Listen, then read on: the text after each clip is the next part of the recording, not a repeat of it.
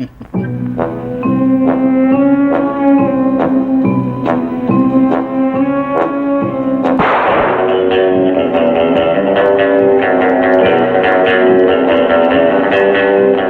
name is Bond.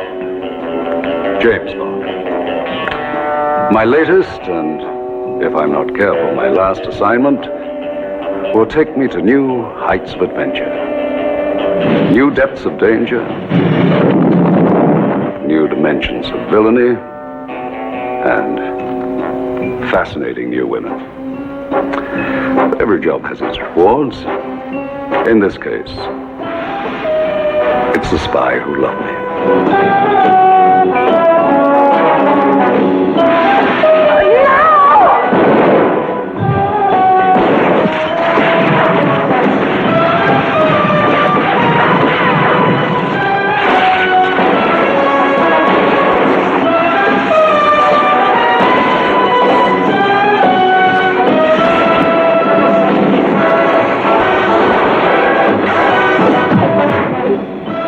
Don't move.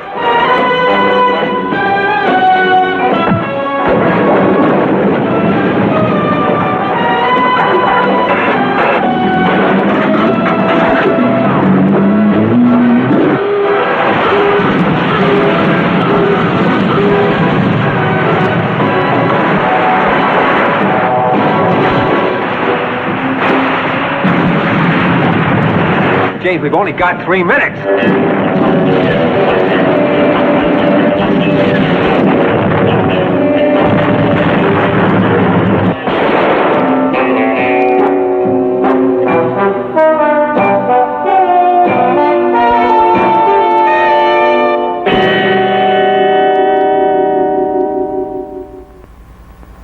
Don't forget The Spy Who Loved Me, coming this summer.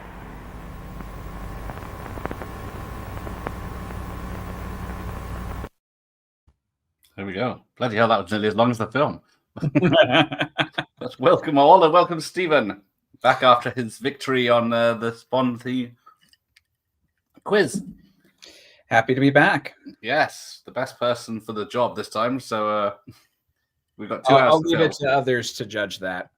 I'll do my best. Okay. Yes, you'll have to forgive him. He is an American, unfortunately, but he is a Bond fan. Gotta do. Yeah. More than me, probably. So that says something. First of all, I'll just say hello to everyone. Sean, there is no such thing as Moore's doubles. He was the Tom Cruise of his day, even until He did every stunt. Don't believe what Dalton said. You don't have to believe it's James Bond. But Andy's here. Good evening, Andy. Monique's here. Good evening, The Doctor Impossible. Evening, 007. Good evening, Q. The trailer shows the entire film. It pretty much does. It's called a teaser trailer as well. So I don't know what they were thinking about them. Jesse's here. Good evening, Jesse. And Corey's here. My favorite Corey now out of the 3. But he is here. I need to discuss May with him later. But we are going to watch The Spy Who Loved Me. Now, as the expert here, there isn't a book as such based on this film, or is it my imagination? There is. Christopher Wood, the screenwriter, did a novelization of the film, and I say novelization in quotes because it does take a lot of detours. I have access to it. I haven't read it yet. I found this today. I didn't realize I had it. That's it. And then, of course, one of the only things it does from Fleming is take the title from the original book, which is for the better, in my opinion. Yeah, so I've got this book as well. Yes. Because I couldn't. I heard that Fleming didn't release this because he thought it was rubbish. And then no, he did. His contract with Broccoli and Saltzman at the beginning was, other than the title, you really can't use anything from the book. Right. And they more or less stuck with that. They did take one of the villains in the book and adapted him into Jaws, but it's not the same character. So they kind of got away with that. And instead they made a remake of You Only Live Twice. You heathen. I say that with all the love in the world because this is actually one of the few times where a James Bond remake, in my opinion, has been better than the original. Well, you would be saying about Tomorrow Never Dies next, I'm sure. But I don't love that one quite as much, but I do love Tomorrow Never Dies. Moonraker is also another remake. You know, just taking 2001: A Space Odyssey, putting it at the end. We're just going to do Spy Who Loved Me over again, and it's a formula. It's a formula. it is. and you know, to be remake. fair, when they were doing this like every 2 years or so, whatever you could use to make work, yeah, sure, fine. Yeah.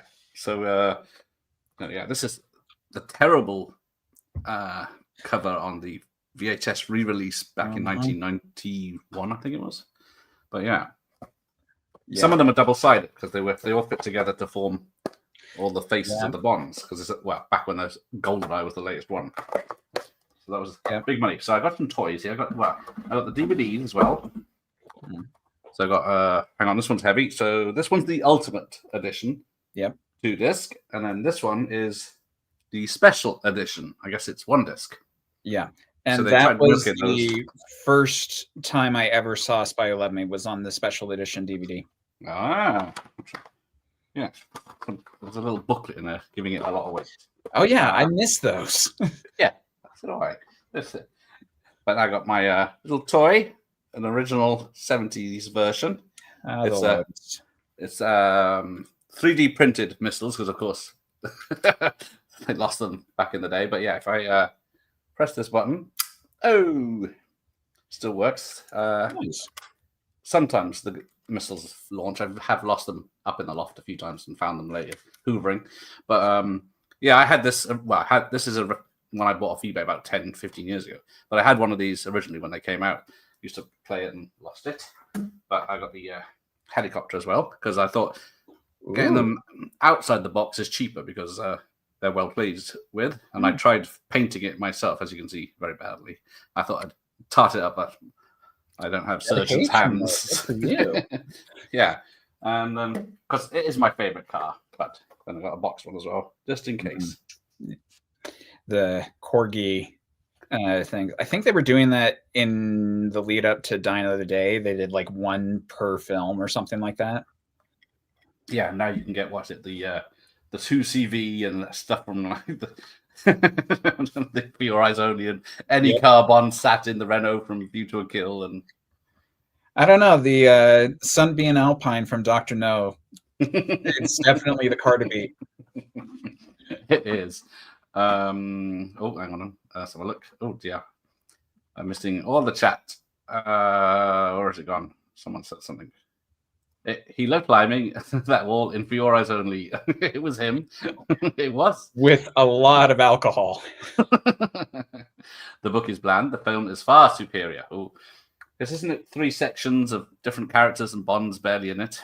Kind of. Yeah. So the first section is her backstory. The second section is her with the villains. And then the third is called Him. And that's where Bond comes in.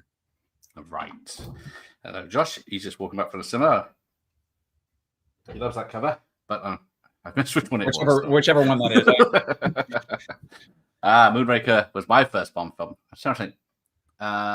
Octopussy was mine in a small town cinema. It wasn't a proper cinema. Yeah, mine unfortunately was Die Another Day on the DVD. Yes. But you know, that doesn't mean I think it's the best. No, it's actually towards the bottom of my list. I have a little bit of a soft spot for it. So many others. It didn't remake this, at least, or no, it didn't. You only live twice. No, it just took things from the other 19 films, put them all together, and say, let's do that. Oh, one of the few Bond Blu-rays that isn't crap. Oh, is that quality-wise, or is that film-wise? I was gonna say because like all the Blu-rays have some pretty solid features, at least the first 20 or so. After you get past Casino Royale, it gets a little iffy. Yes, because I do these on a bank holiday Monday or public holiday in the UK because that's when they used to be on the television. And then this film, when it first got shown in the telly, early 80s, I think it had one of the record views of Britain households of like 22 million people watched it. There was only 3 channels. But yeah, no, I believe it. I remember even mentioning in my Live and Let Die review that apparently broke a lot of records when it went on TV there. Yes, we all do love a bit of Bond. Yes. because I got this twice. There's a Bond box set which had all whatever GoldenEye is, 18, 19, or is it less than that now? But yeah, then I got a box I couldn't afford back in the day. I got it for a tenner about 6 years ago now. I see Gold, his first Bond. Pierce is still my favorite. There we go. Lost a wheel. He lost a wheel of his Lotus Esprit. Oh, unfortunately. Yeah. I can't remember. The first cinema was Tomorrow Never Dies. Missed GoldenEye somehow, and License to Kill was a 15. Yes, I missed GoldenEye somehow. I don't know how.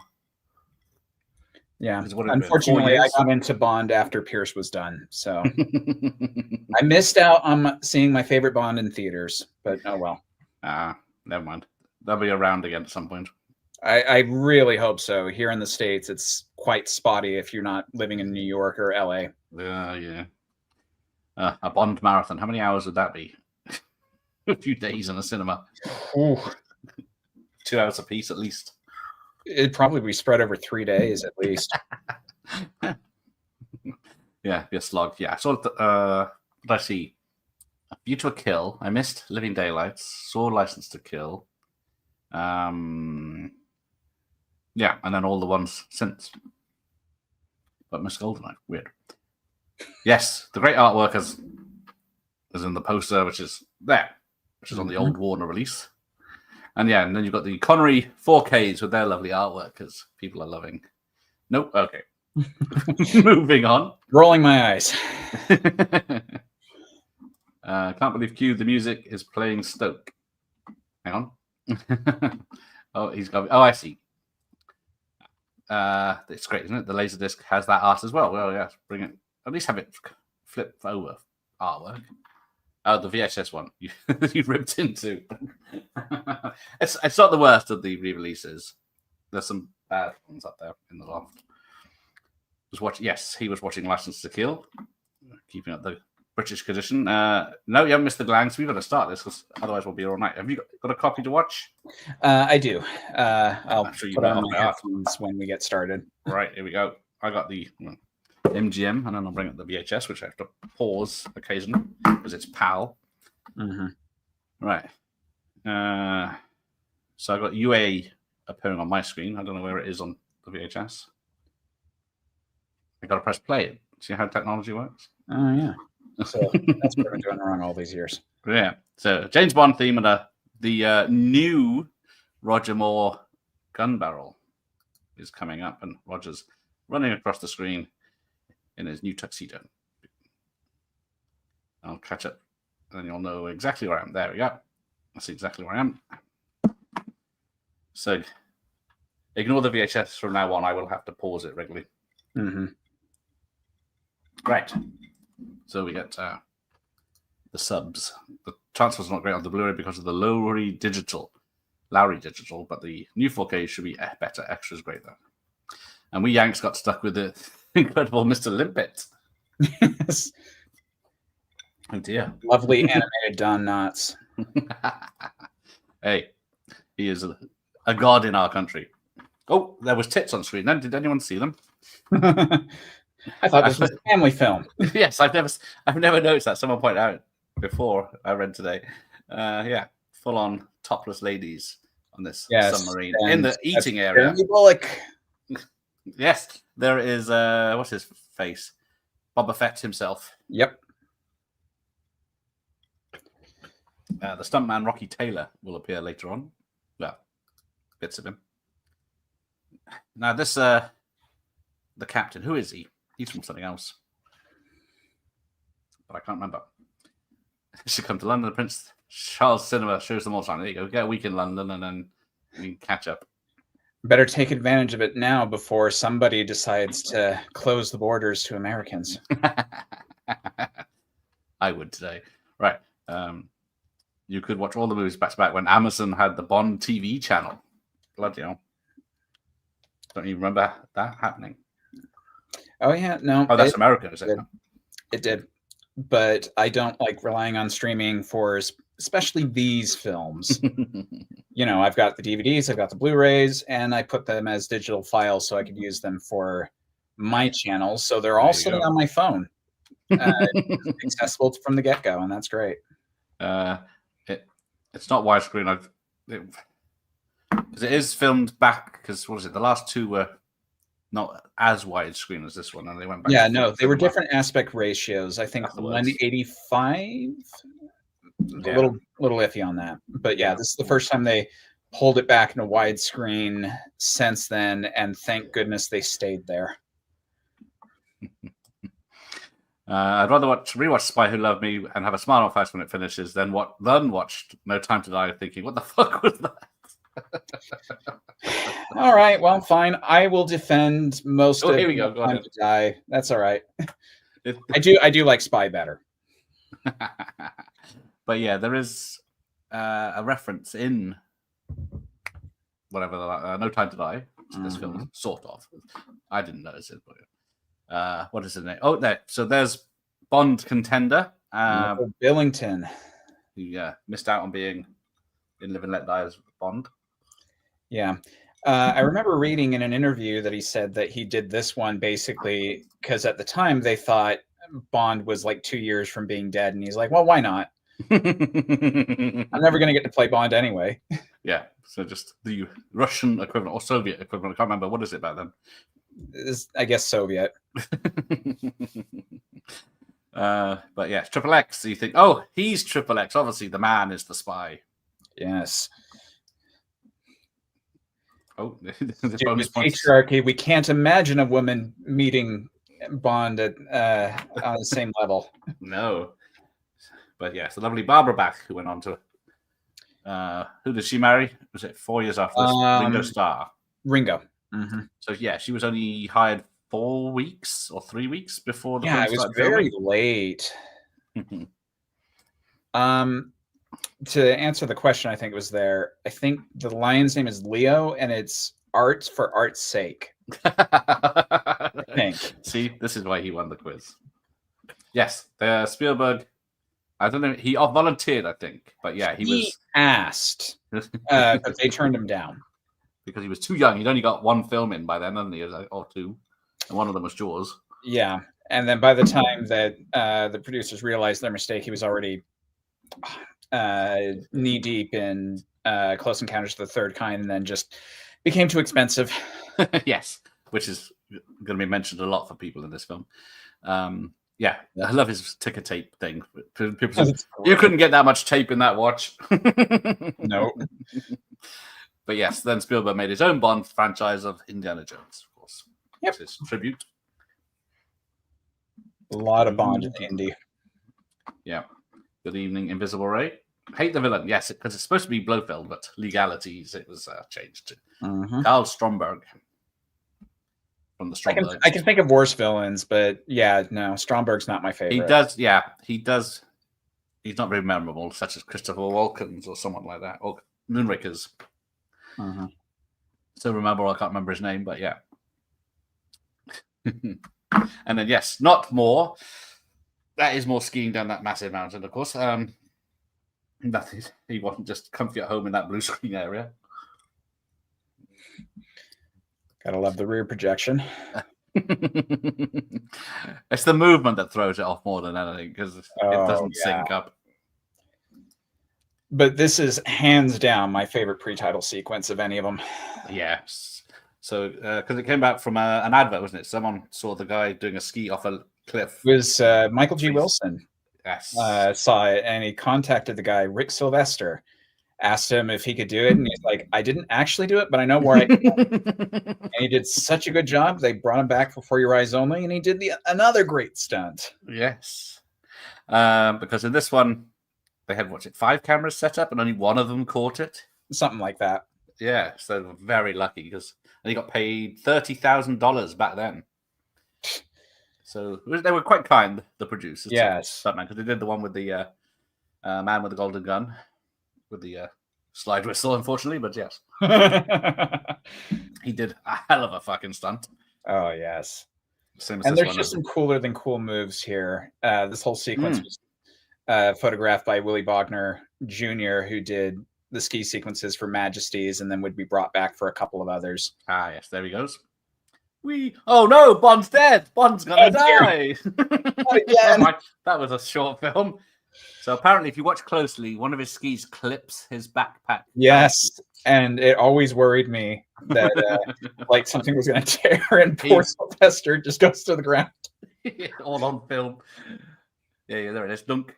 And then, of course, oh, God save our gracious Queen. Even apparently, the coloring is wrong on the parachute for this flag, but Prince Charles still stood up in the cinema at the premiere. It's such a crowd pleaser of a stunt. Glang, glanger, langer. It's a great song. There you go. So it's the first time. Wrong. Bit of Bush. Yeah, there it is. But yeah, first time the actor of James Bond appeared in the opening titles. Apparently.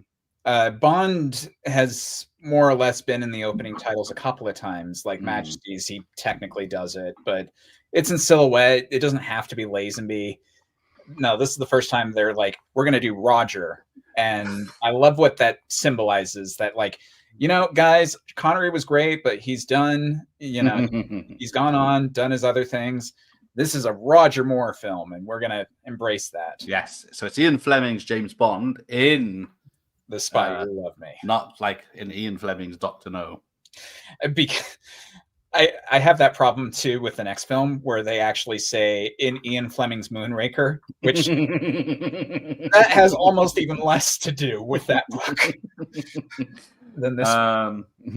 So yes, Barbara Bach has her own voice. Oh yeah, does she? Yep. And there's still some dubbing in this film. There is some dubbing. Unfortunately, Caroline Munro was dubbed, and yes. I have no idea why. Well, speaking of the lovely Caroline, there you go. Pugwell 360. Yes, indeed. Fill my heart. Suddenly, this lovely book. There'll be a tribute later to the lovely lady once the character's not knocked off. But yeah, I think these are safe from the internet. But yeah, there you go. And luckily, I got a full page spread, as it were, which I'm gonna put up behind these so everyone can enjoy it. But there we go. So. That keeps me from running, but just keep it coming. And then we got American Marvin Hamlish doing the music. He was the resident artist for the Seattle Symphony for a number of years, and I actually did go to a concert. He didn't do any Bond stuff, but I believe he was there at the time. Because John Barry, what was it? Legalities or tax reasons? I think it was tax reasons this time. Couldn't do it, but yeah. Same with the director. It was going to be who did? It's going to be Guy Hamilton, though. The reason he didn't do this film, he went off with the Salkinds to do the first Superman movie with Christopher Reeve, and then that fell apart. That's another story. Yes. Now we get General. Is it Gogol in this one? Gogol, who is it? Not the same character who was in. Nope, because that guy got burned to death. Did he though? There was a shot of him on fire. But yes, and there's a lot of uniforms in this one because since Roger Moore was the last time Commander Bond was in his dressed uniform, was he? No, Private Eyes. He's in uniform. Of course, yes, it is very rare. Yes, I always forget about Paul Pierce. Yes, the first woman Bond kills of all fucking people, the bastard. So, yes. She was in another Bond film, though. Yep. Casino Royale 67. Yes, as a girl in Party or something, uncredited. I think she's in Dr. Noah's Base. When I did my video review on her, I actually went to go find her. And so I've got an arrow over the clip of where she actually is in that shot. Nice. That was a little difficult to track down. Yeah, what is your? I must admit, I don't notice the score in this one. Except when the Marvin Egyptian Hamlish? section. Okay. It's tough to replace John Barry. He's so excellent. Even his weakest score, which for me is Golden Gun, is still infinitely re-listenable. Hamlish is hit and miss for me. I think his Bond remix is excellent. Nobody Does It Better is a classic song, and there's a couple of other bits, but for the most part, I don't care for the score that much. Yeah. I was just saying, I'm trying to think, Because sometimes they use the theme of the song, sometimes they don't. They do in this film, Hmm. and I'm always very happy when they do that. Hey, Elton, thank you. I wasn't. I won't sing. I'll sing over the end credits. So that's for Stephen. First Bond film I saw from beginning to end was Die Another Day, and I was 11 or 12 at that point. Aha. It was the only Bond film I could get my hands on at the time, so it was kind of stuck. But Spy actually was one of the first that I saw afterwards. I think I saw License to Kill next, and then Golden Gun, and then this one. It's good that you don't have to watch them in order. No, that very much helped me because my video store only had Die Another Day. Yeah. I don't think my video store. I guess it would have had the Pierce ones, but it didn't have the old ones. Mm-hmm. Which director has directed the most Bond movies? That's a quiz question we did. Glenn. He did 5 back to back. Yep. Yes, that's it. The Egyptian pillars sounded like Barry. Probably my boy John Glenn. Yes, God bless John Glenn, still with us. Mm-hmm. He's not as active on his emails these days. Last time I emailed him was for Bond Day. I think I was watching Moonraker or something. No, Octopussy. Which John Glenn actually was involved in this film. He edited the thing. He's usually editor or second unit director in these. Yeah. There's Senate unit, I think, for this film too. So there's Major Boothroyd, as we'll find out. No, he was called that in, was it one of the early ones, wasn't it? Dr. No, he was just Boothroyd. And then from Russia with Love, they called him the Armorer. And I think it was only in Goldfinger or Thunderball where they finally started calling him Q. Right. And this is Scotland, where Roger Moore got shingles. Yes. Poor Roger. If you listen to his commentaries, he'll tell you like every other film he got something. Like Live and Let Die, he got kidney stones and yes, a facelift. But yeah, I think I try to remember. I think I had the Live and Let Die book back in the 90s. I found it at a shop and I was trying to read it. It was talking about fucking what he eats for breakfast, and so he's regular and all this. I thought, oh my gosh, this is fascinating. Yeah. There it goes. Hargreaves is M. Who is it Miles? Oh, there's Caroline with a very tight open top. Mm-hmm. Now I got to pay attention because I've never seen this guy's webbed fingers. I don't know if it's because it's there. It's there apparently when he presses buttons and does stuff. But yes. Yeah. I would definitely say when he goes to meet Bond later and Bond goes to shake his hand, pays attention to his hands then. I think that's the most obvious place. Right. Oh, of course, that's why he doesn't like to shake hands. There you go. Now, is it confirmed that his assistant is the mole? I guess he just assumes that's the only person it can be, so he kills him. Yeah. In true Bond villain style. Over the top. Oh, John Glenn signed my octopus. I should feel like I feel like you should censor that. Yeah. I can't remember. Where's my videos? Here. But I did invite him. I know really 007 got to interview him about 3 or 4 years ago, but when I reached out 2 years ago, he's not up to it. But yeah, I sent him my sleeves for mine. Oh, that's such a cool cover. Yes, I love those too. But yeah, he has replied in various states when I do these things once he's been involved in. Of course, he did other Moore films as well with Gold and stuff like that back in the 70s. And he was on Wild Geese as well. Yeah. Another Roger epic. Yes. Have you seen? Do you watch other films like North Sea Hijack? With Roger, I'm a little spotty. I've seen him in like 1 or 2 things, but I'm much more up to date on my Connery filmography and Brosnan. Yeah. There you go. Do you think, Stephen, that British composer Roy Budd could have achieved a more fluid score for the Spy Lovely? Budd delivered a great Get Carter and Fear is the Key, but was never asked to score Bond. That's a suggestion I haven't thought about. Did he do Wild Geese score? He probably could, you know? So, would you want to work for this person who every person that works for him gets killed off just to hide the secrets? Because surely people know. Yeah, like these two. Right. Andy, I see your question. I have watched a bit of Zaritsky. Calvin Dyson, I've been watching since 2014. Mhm. And he's phenomenal at what he does, as is David, by the way. You've got a lot, so much cool stuff. You must. I don't know I what have job yet- he's got. I have yet to meet them, yet to be with them. I would absolutely love it. It would be like the highlight of my month to talk to them. Yeah. I have talked to YouRun from Dutch Bond fan a few times. He's a good guy. Yeah, He's a I've good seen his friend. videos. There's a lot of.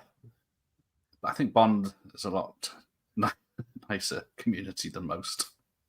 Yeah, no, it's been really wonderful, and that's been actually the biggest blessing of doing a Bond channel. Is for 20 years I was the only Bond fan in my vicinity, and I have all these pent up things I've always wanted to talk about with people, and it's just been wonderful to get to talk to everybody, even if they completely diss me because I'm wrong about something. I'm fine with it. What? Oh, do they? So yes. So Derek Meddings' models we get here. A lot of them in this film. And I'm just looking. This came out. This was back in the day when films, came out in the summer. United Kingdom's premiere was July 7th, 1977. 7777. That makes it very easy. Whether that was on purpose, I don't know. But I'm United sure it States, was. it must have, these people plan way ahead. Oh yeah. There's George. Is it Richard Keel? Mm. Oh, hang on. I'm going to do some special effects here because helicopter's taking off. Got my own models. So yeah, It's only slightly more convincing than your toy model. Thank you. August 3rd for America. I see. I only noticed figures in the last viewing. I must have seen this 30 times or more. Exactly. I don't know if it's because it was low res before, but I don't. I guess if you don't, I haven't. Yeah, they always have some sort of deformity. But here we go. So yeah, he's always careful with his hands. So you can see it. It's When there. he's touching the computer. But the actor was actually quite sensitive, I think, about those, and so did his best to make sure if they had to have a shot of his hand, he put it over to the side. Right. So There you go. Yeah. Yeah, people have said the helicopter doesn't make a splash, but it hits the water. I know it's just the model, but yeah. And then, two more scientists missing. Then we get the... unless you're David Lean, you don't actually destroy real things. No. There you go. Although a lot of effort goes into the models. And then we get Derek Meddings in this film, just my goodness. GoldenEye as well. It took years before I realized Atlantis was entirely a model. Because it just looks so convincing to me. Yes. But then we get this very odd... Because, this has the look of Lawrence of Arabia. It's dressed the same. And then was it her music box later on plays the theme from Dr. Zhivago. So there's two references to other films in this, which... Both, I think, were done by the same composer, Maurice Jarre. That one. Yes, I did find that on my License to Kill VHS. There's a KFC competition. Runs for about 5 minutes. With someone talking about what you could win. Have you met any of the Bond actors? Can't say that I have. Again, it happens from being here in the States. Well, there's not many around anymore, to be fair. Can't think I've had the opportunity of any. Even only the stunt people. I'm trying to think who I've No, my career is mostly in live theater. There's been a couple of times I've worked with actors that have been on television and whatnot. So the people I know from there, if you're a big theater person, you might know them, but yeah. Oh, hang on. Sorry, ladies. So yes, this oil sheik, who's obviously not... I don't know, is he supposed to be an Arab, or is he supposed to be No, British now inherited? He's a British Caroline. guy. I feel like he was a school friend of Bond's at some point. I know they send people to Harrow and even to get educated Mm-hmm. from the Middle And I mean, East. in keeping with the Lawrence Arabia thing, even if he was an Arab, making a British guy play that. This is a very low whatever she's wearing hip beyond her hips. It's almost obscene. Well, one should delve deeply into. Here we go. Movie Tramp, a blueprint for making a great Bond film. Stylish, classy, beautifully shot, great locations, and the best villain in series by far as Roger Bond. Yeah, as cool as ice. I don't think Amazon are likely to give us a film like this. It's probably going to be closer to Daniel Craig, but I have said in the past that like the best blueprint for a reboot Bond film to do both kind of the Craig stuff, but also some of the older stuff is Spy Who Loved Me.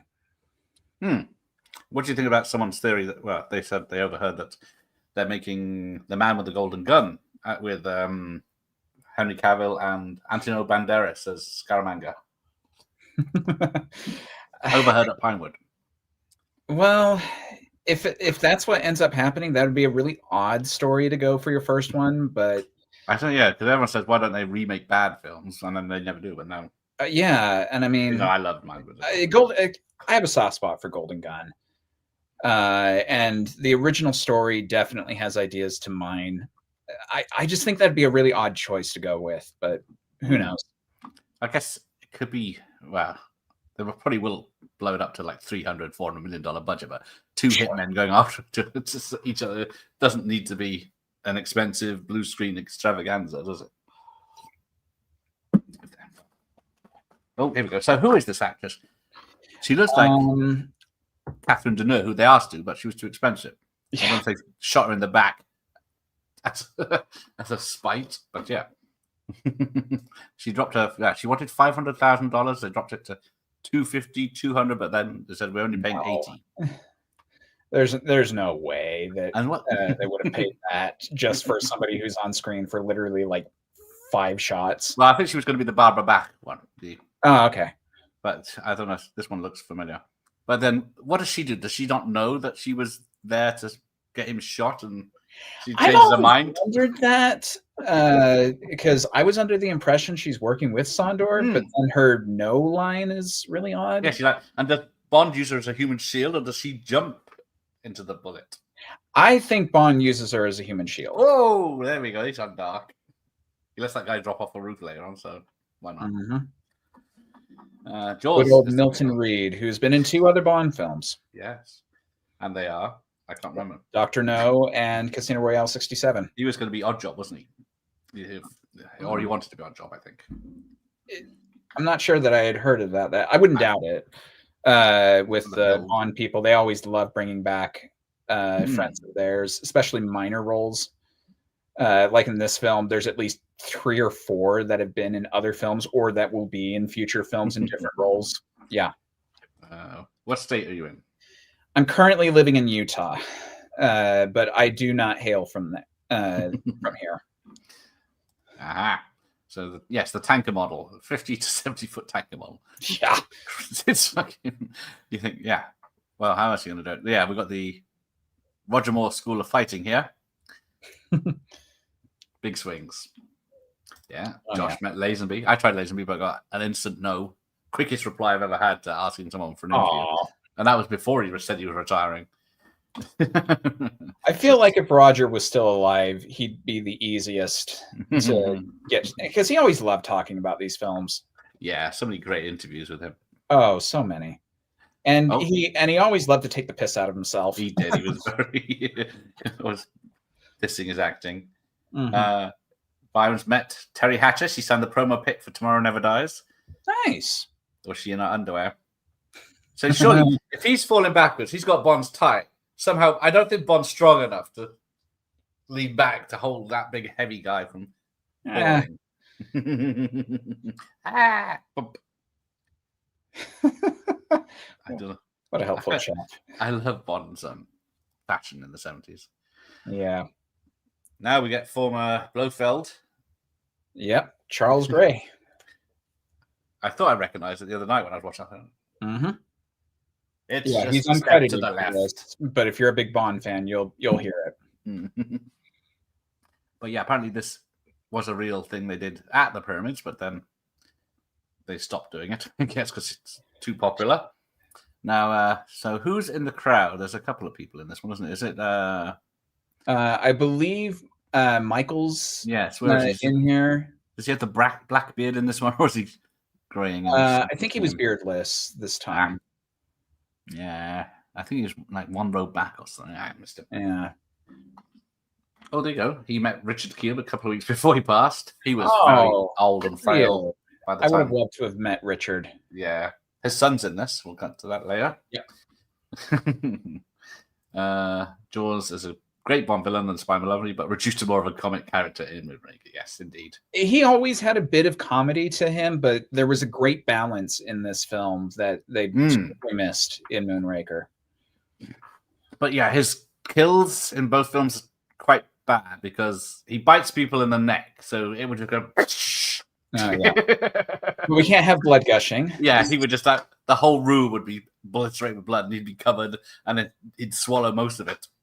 But yeah, in this it's just like a trickle down some guy's shirt. So yeah, maybe just precedent there because because the teeth were designed by Kubrick's niece, I believe, someone in the Kubrick family, and then they were so painful he could only wear them for 30 seconds. So you think, why just design them better? With the best Bond ripoff for you, Stephen, in your humble opinion, Operation Kid Brother, of course. Well, yeah, obviously. What other film do you know has so many Bond alumni playing essentially the same parts? Exactly. I mean, I'm quite partial to things like Get Smart, the TV show. I also love The Man from U.N.C.L.E. Yes. And then we had Henry Cavill in the yeah, but even when it was as a television show with Robert Wagner, it was great. That's what Jaws is running then. That's convincing us Moors. Yeah. Now, is it at the pyramids or is it here? They use a photo on a cardboard cutout of Roger Moore. Yes. So when Roger, it was earlier than the footage was showing, but when Roger was sitting there looking at Jaws walking, they took a still. Yeah, no, I never noticed. But I wouldn't have if I hadn't seen the documentary. Yes, their second attempt at the story. Thunderball is better made, but Never Say Never Again is more fun. I'm really thinking that there's a decent chance Thunderball gets made a third time under Amazon, and I'm just gonna love seeing all the jokes about Kevin McClory clawing his way out. Yes, I'm surprised it wasn't done a third time every 2 decades. Yeah. Oh, she was very friendly. Erika Laniak is my favorite meat. Ooh, lovely. Yeah, I've only met a handful of fairly famous actors. This fall, we have a version of Comic-Con here in Salt Lake, and I'm going to go meet David Tennant. So I'm excited about that. Yeah, I haven't met anyone yet. I don't think that isn't over a screen. Mm-hmm. Trying to think. It's a damn shame. Back in before Die Another Day came out, I think it was. Yeah, I think no. What was the one before that? The World's Not Enough. Yeah. I was at a Comic-Con in Wales for some reason. I can't remember why, but then Desmond Llewellyn was there. Oh. And I didn't go and meet him. And Robert Vaughn was there. Oh, man. And I didn't go and see them. There was no way you could have known. But no, I think it was 2 weeks later he got in the car accident. Bummer. Sandor's not. No. Yeah, yep. Sorry. It's an hour difference today. Yeah. Sorry. That's my fault. I have to go to work at some point, so. Luckily it's a holiday in the UK. That's why I'm doing it. But yes, everyone do this. But yes. Did you spot Caroline in Casino I did. Royale? And I mentioned that earlier in the video. I still haven't seen that all the way through in one go. To be fair, that was a tough one. Yeah. I If you want to spot Caroline Munro, there's a lot of pictures. I made sure in my review to point her out with an actual arrow as to which one's her. You definitely need a HD version. Yeah. See these. The only 2 Bond films I don't own on Blu-ray are the unofficial films. So, I think. Yeah, I don't have Casino Royale. I've got Never Say Never Again on the X rental in the old Warner case. Oh, Oliver Reed should have been a Bond villain. Yes, he would have been good. I think he was in the running for Bond at one point. I think for Majesties. But yeah, no, he would have been a great Bond villain. He was a great villain. Yeah, like he does. It's in Condor Man is the closest we got. Now, this dress is the one people are saying is the one similar to the one Anna de Armas wears in No Time to Die. But yeah, I guess so. I can see it without the silver spangles. Because Anna de Armas goes even lower. God bless her. How that thing stayed on, I don't know. And oh my gosh. And all those action scenes, I'm like, there's got to be outtakes of nip slips all over. Well, I've been, who was it? Muna Malana, I think is the name of the stunt woman that did it.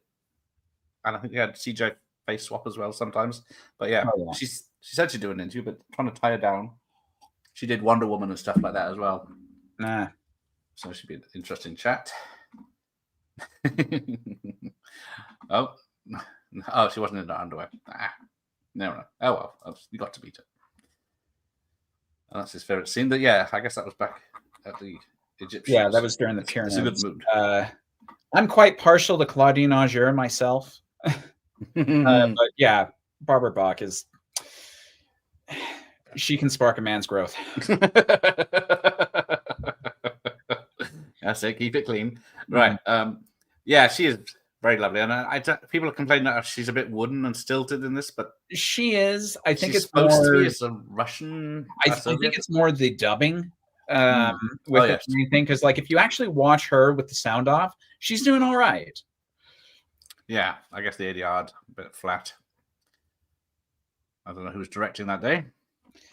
They had this with a couple of the films, because in the next film, the main woman there has the same problem too. Yeah. Lois Chiles. Yes, I was trying to think. Yeah, she was up for this, but she'd retired from acting because people were said she couldn't act, or reviews were nasty or something, and then she retired to learn to act and came back for Moonraker. But then what's she in? What's the? She returns as something else, as another Bond style film. I wouldn't doubt it. She was originally supposed to come back for 007 Legends, the video game. There's even trailer footage that has Lois's likeness, but for some reason at the last minute they pulled out. This Mike says this film is the perfect Bond film, and has always been my favorite. Yeah, it's generally considered. Yes, I was just saying, other than Jim Wilder and John Landis, the people I met were kind of trash culture like the Spice Girls. Yeah, but John Landis did almost write the script for this. Yes, he did. He threw in a pitch, which was kind of interesting. I'm trying to remember because I know I've read like an extended interview where he talks about his time doing this. Might have been in one of the Mark Edlitz books. Yeah. Yes. I would have loved to have met 90s Jerry Metz. Yes. She was my favorite. Yeah. Couldn't stand the singing, but yeah. You got to watch Bond on a bank holiday. It's an unspoken tradition in Britain. See? Yep. Double A knows. That's why we're doing it. I don't know if, well, with the 300 channels we have now, I don't know if it's on any of them. Never say never. There's a lot more problems, I think, with Never Say Never Again than the score, but absolutely. Okay. Absolutely. I love Michael Legrand. He's done great stuff, but whoever made the asinine decision to go with that score should have been shot and fired. Yeah, that opening title song is... it's horrendous. Never say never again. The actual song itself, I'm not sure is worthy of the scorn, but putting it over the opening credits. Yeah, it's the opening title. It doesn't fit, does it? As like the Bond theme or something when he's actually Connery making an effort. It's such a shame. I get the sense from interviews with Connery and the process for making Never Say Never Again. He wanted to essentially do something like Living Daylights in tone, and then he got kind of screwed out of it. Ah. The old out of order sign. Was that necessary? What's it all about? Roger Moore did a book signing in London Bookstore 2014. This regret not going. Yeah. We always regret it when they're gone. Yeah. Michael Legrand's score is just way off base for a Bond picture. Yeah. So That's just the problem. Legrand has several excellent scores. He's been nominated for Oscars several times, but not only did they think about asking John Barry, and he apparently turned it down because he was trying to be nice to Cubby. And apparently sometime later, Cubby said, "No, if you wanted to do it, you could have." But the person that Connery originally wanted for that film was James Horner. And this was coming off the back of Wrath of Khan. So, like, excellent choice. Here we go. Oh, it's not. This is the man with the news. It's not Antonio Burns. He will be playing Largo. Scaramanga would actually be played by Pedro Pascal. That makes 4 sense. That bastard's because Pascal has got a nerd punch card that he's got to fill out. Yeah, he is. Every franchise. Please. He's a lovely bloke, and he's good. He's just in everything. everything. Doesn't need to be in everything. Give him his own project where he stars, so he doesn't have to be turning up in everything as bit parts. Yeah. God bless him. He's been working for years to get this. Yeah, and he's just now getting all the recognition, which is great. But I mean, he's not my pick for Mr. Fantastic either. Yeah, they haven't had a great Bond villain in years, and it's to be bother trying anymore. Yeah, Malik was built up. Craig had real trouble with his villains. Yeah, Malik was built up early in it.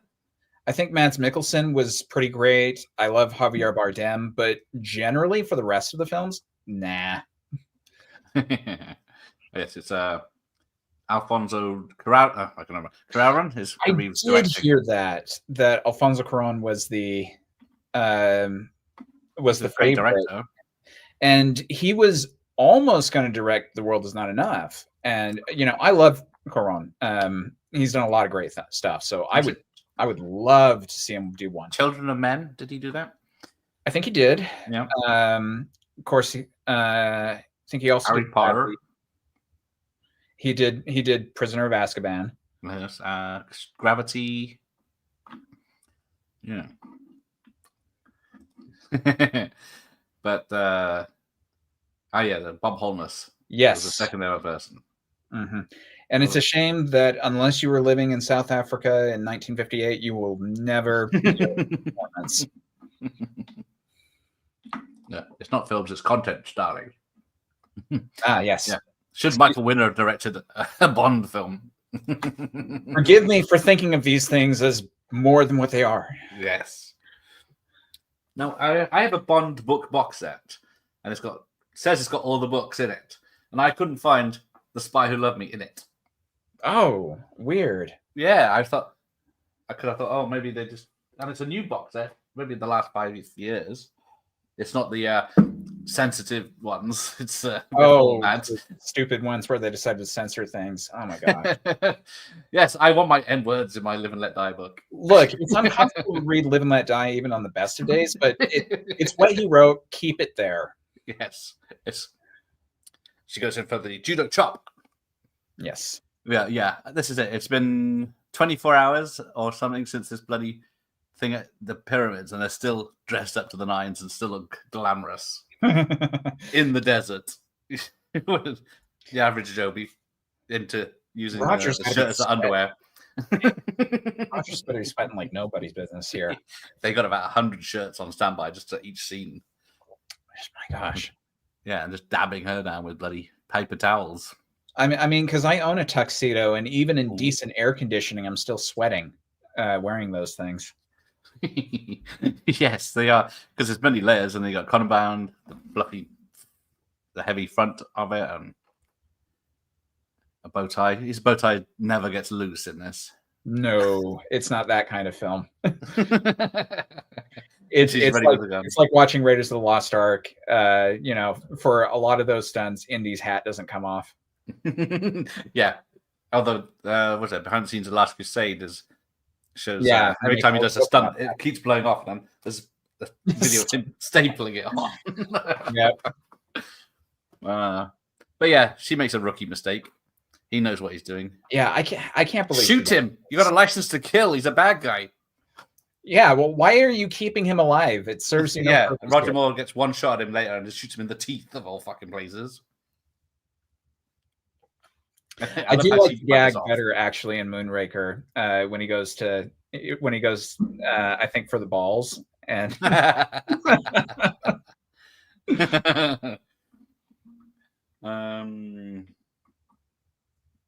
Well, there you go. What about David Arnold back or Michael Giacchino? I love his Batman. Michael Giacchino. Giacchino's great. He is being used in everything now. I think he'd do a fine job. I would love to get Arnold back. As long as he didn't do his over electronics. Yeah, I'd be fine with that. Who did Goldeneye? Eric Serra. That's him. I don't want him anywhere near a Bond film after that. I never knew to notice until people started complaining about it. Then I'd really, oh yeah, I can hear it now.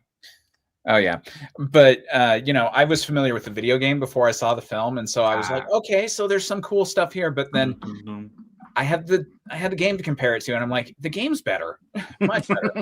And that game is like half just remixes of the Bond theme. Yeah, cinematography, another thing missing from today's films. Oh yeah. Yes, Lewis Collins. I always wanted Lewis Collins. He would have been like Dalton, just a mean bastard. Sure.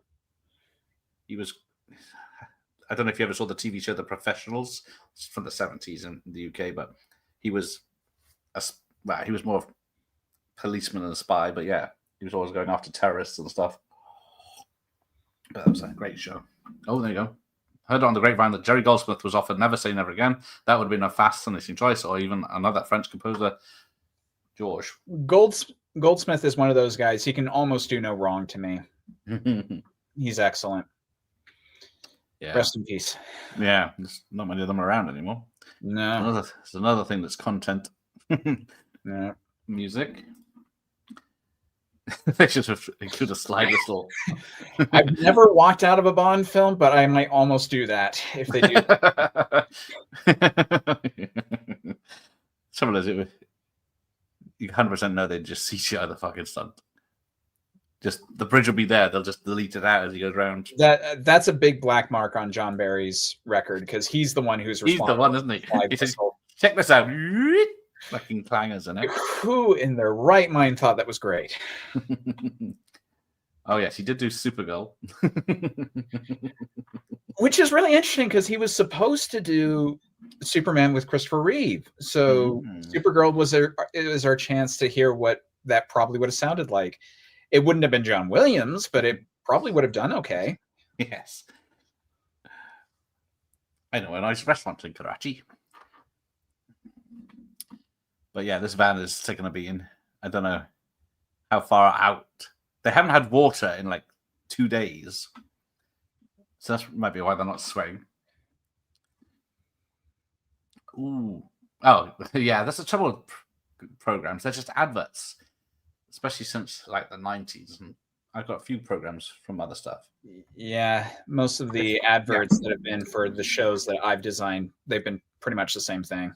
It's your fault. Right. Amazon have done a sly thing, exploiting a loophole in their contract with you and exploiting the right to remake the movies as a way to jettison Broccoli and Wilson, who wanted to sell out instead of... Call me in 2 years, and I will give a nod to you if you turn out to be right. Yes, we are definitely looking. I don't know.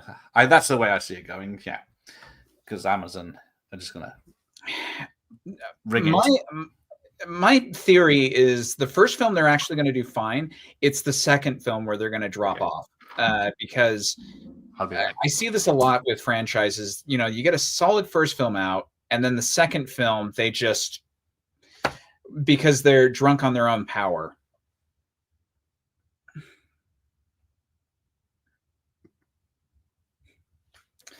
Couple of good comments here.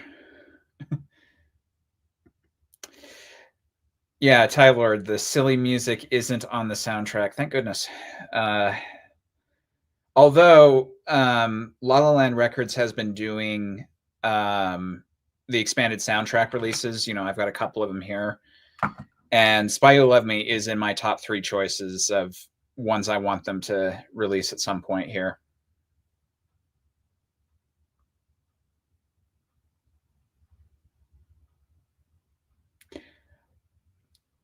Goldenthal for a Bond score. Yeah.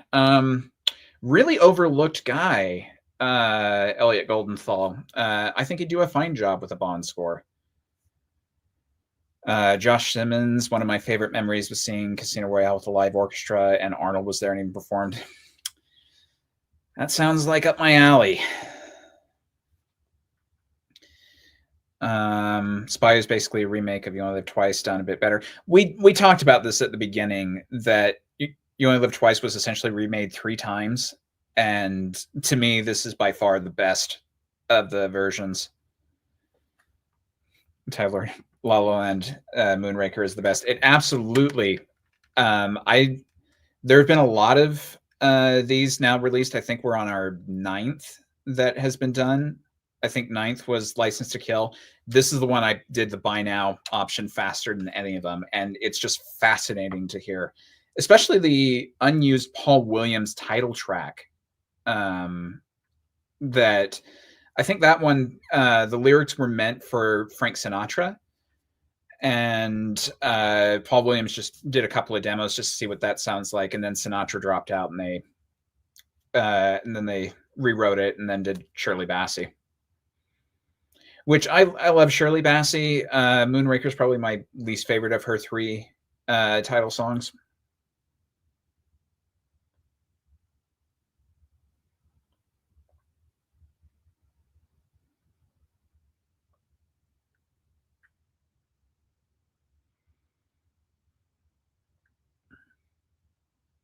There we go. Right, thank you for that. Holding the fort. Mm-hmm. Did you answer any of these you saw? Yeah, I answered a couple. Right. We were talking about the music, and I think the next one I have yet to tackle is Richard Kiel and the Incredible Hulk. Yes, I did hear that earlier. There's one scene in the pilot episode. So yeah, Bond is taken out so easily with a gas. I just feel like from that one sentence, he knows to go all the way to Karnak. People have mentioned that the journeys that they do in this are very quick and easy. Yeah. I mean, the most familiar I am with Egypt is Assassin's Creed Origins, and I know that it's not a hop and a skip from the Nile to Karnak. At least Bond's not being racist like he's an Octopussy when he's in India. But yeah, he's suddenly still walking in. At least he's taken off his bow tie and still kept the jacket close. But yeah, then we get the other, what's this? Hidden base. I always love this kind of campiness in the Roger films that everybody in the major staff in MI6 would just go out to this one area, set up shop, just to give Bond a 3-minute briefing. Yes. Is it like it's been there forever? He looks like he's just come down some steps. There's a gate. Yeah. And then there's this massive in the lift, and no one's ever noticed it's built an underground base there. And there's Moneypenny's. As one does. The best place to build a base. Yes. So the Moneypenny's only seen in this, isn't it? No, she has a bit at the beginning where she says he's on a mission. Oh yes, of course. Yeah, this is all we see of her. Yeah, no banter on it really. And then what's the girl doing here? But yeah, Bond. And has anybody ever been bothered about this too? Because it's all the MI6 people that we see and 2 Soviets. It's a joint operation. I'm like, so where's the cooperation going on here? Yeah. Just 2 people. on two phones just in case. But yes, he's checked it out already. It's a fake. Oh, did you listen to Moonraker's track sung by Paul William Stevens? Yes. I don't think I have. At first, I was a little iffy about it. It's kind of growing on me. I actually did a music video recently with Moonraker footage to that song, just because I think it's just really an interesting artifact. I still prefer Bassie, but being that I grew up on Muppets, hearing Paul Williams sing a Bond song was just something I couldn't turn down. Yes, Keel's Hulk would have talked to Randy Bird he threatened to quit after Keel's first day because it was going down the tubes. Oh yes, I'm trying to think. Apart from, what's the point in this bloody setup with the tray? What situation would you ever be in where this magnet system would be needed just to cut someone's head off? I don't know. There's a couple of these. There's one in Moon Octopussy where they have like the rope coming out, and I'm like, why would you ever need that? And this guy that sits on something and it blows up, launches him in the end. Yep. The spray gun, which this does get used on the Lotus. On the Lotus, so I like that. Yeah, that's actually one that is used. But he's a sniper rifle from about 2 miles away. He doesn't need all these weird contraptions. Ah, yes. A lot of these locations are on Death of the Nile, the 70s one, because the remake is like 90% in a studio. Remake is so not worth watching more than out of curiosity. I love the Agatha Christie stories. I didn't mind the one on the train one. Yeah, Murder on the Orient Express is a classic. But then, as soon as they CGI'd the whole thing, it's just because if you watch the old one, it's dirty, the river's horrible, and it's only when they get to the sites for tourists that it's nice, and then everything's gorgeous and fake in the remake. Lots of curry gags, yes, exactly. Yeah. So,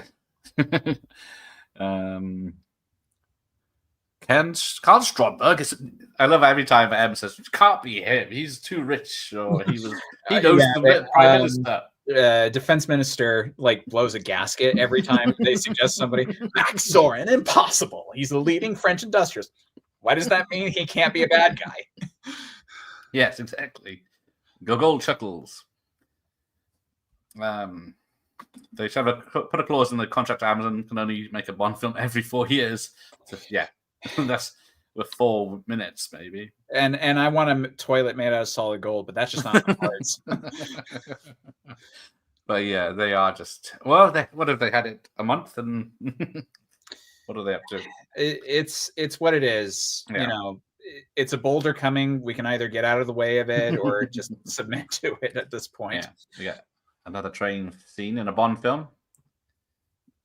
What is this? Was this the 10th Bond film by then, or was it? Yeah, it's number 10.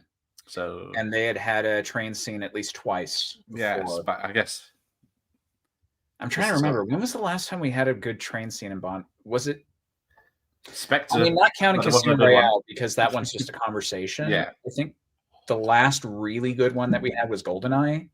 Yeah, that's that. Yeah, of course the train. Because they do have another train scene in Spectre, but I'm not the biggest fan of Spectre. Yeah, yeah, I was disappointed when I saw that in the cinema. Starting off with the theme song. Just because of how my life went. So I saw Casino Royale and Quantum in theaters. I missed Skyfall. Not really by choice. I just had too much stuff going on. And so Spectre was the first Bond film I saw in the theaters after like 7 years. Man, did I leave that disappointed. Yes. It's got one of the worst songs. The music's all right. It's just when the high-pitched singing kicks in. Yeah, I actually like Writings on the Wall, but there's so many problems with Spectre. And I know people who enjoy it, and I can kind of see where they're coming from. But like after the first 10 minutes, I'm like, all right, or 15 minutes, I've absorbed all of the stuff I really want to. I'll just go on and turn on a better film. Remaking Goldmember. And then there's the slowest car chase in history in 2 supercars. That's what annoyed the hell out of me. Oh my gosh. So when I did some research on that, apparently it was the Italian government that That's would what I do assumed. like big crazy stuff because they didn't want to destroy the city. I'm like, okay, fair enough, but then just move it out of the city. Yeah, take it down the motorway. They must have them outside the old city. They could have just zoomed out of. Sure. Or they could have just like parked the cars and then Bond and Hanks have a fight. You could have done Yeah, there's something they could have come up with. But yeah, normally the stunt comes first. Yeah, but And then right around it. Chase is just on a phone call with Moneypenny, so Yeah. it kind of kills the tension there. And then there's the jokes with the CD player and everything. Some of those jokes actually are really funny. I do like. It's probably the highlight of the whole. The whole It's thing like is just pushing that guy, and then it's showing that he's doing 30 and 50 miles per hour. And yeah, the whole airbag car. goes off. Yeah. That's fun.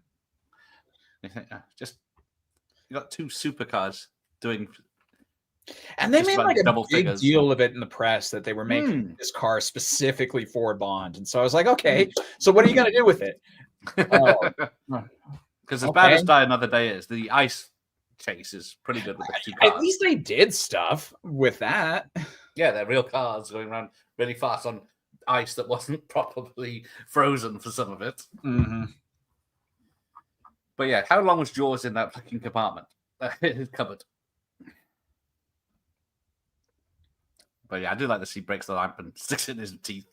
That's such a great gag. It is. Although, technically, you can do it with anyone.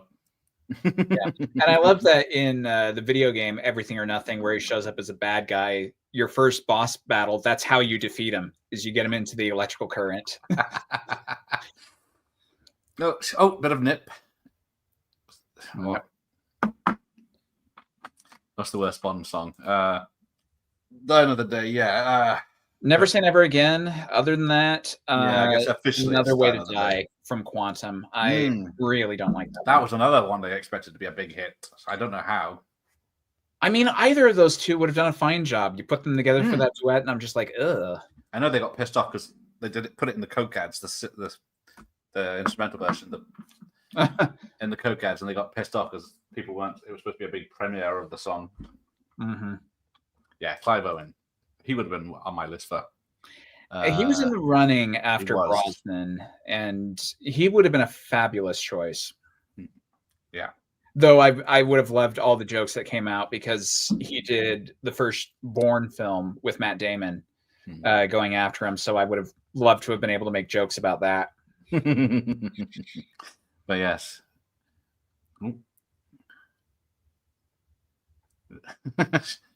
Yeah, she's all nice until you find out he killed your boyfriend. And then she gets over it very quickly.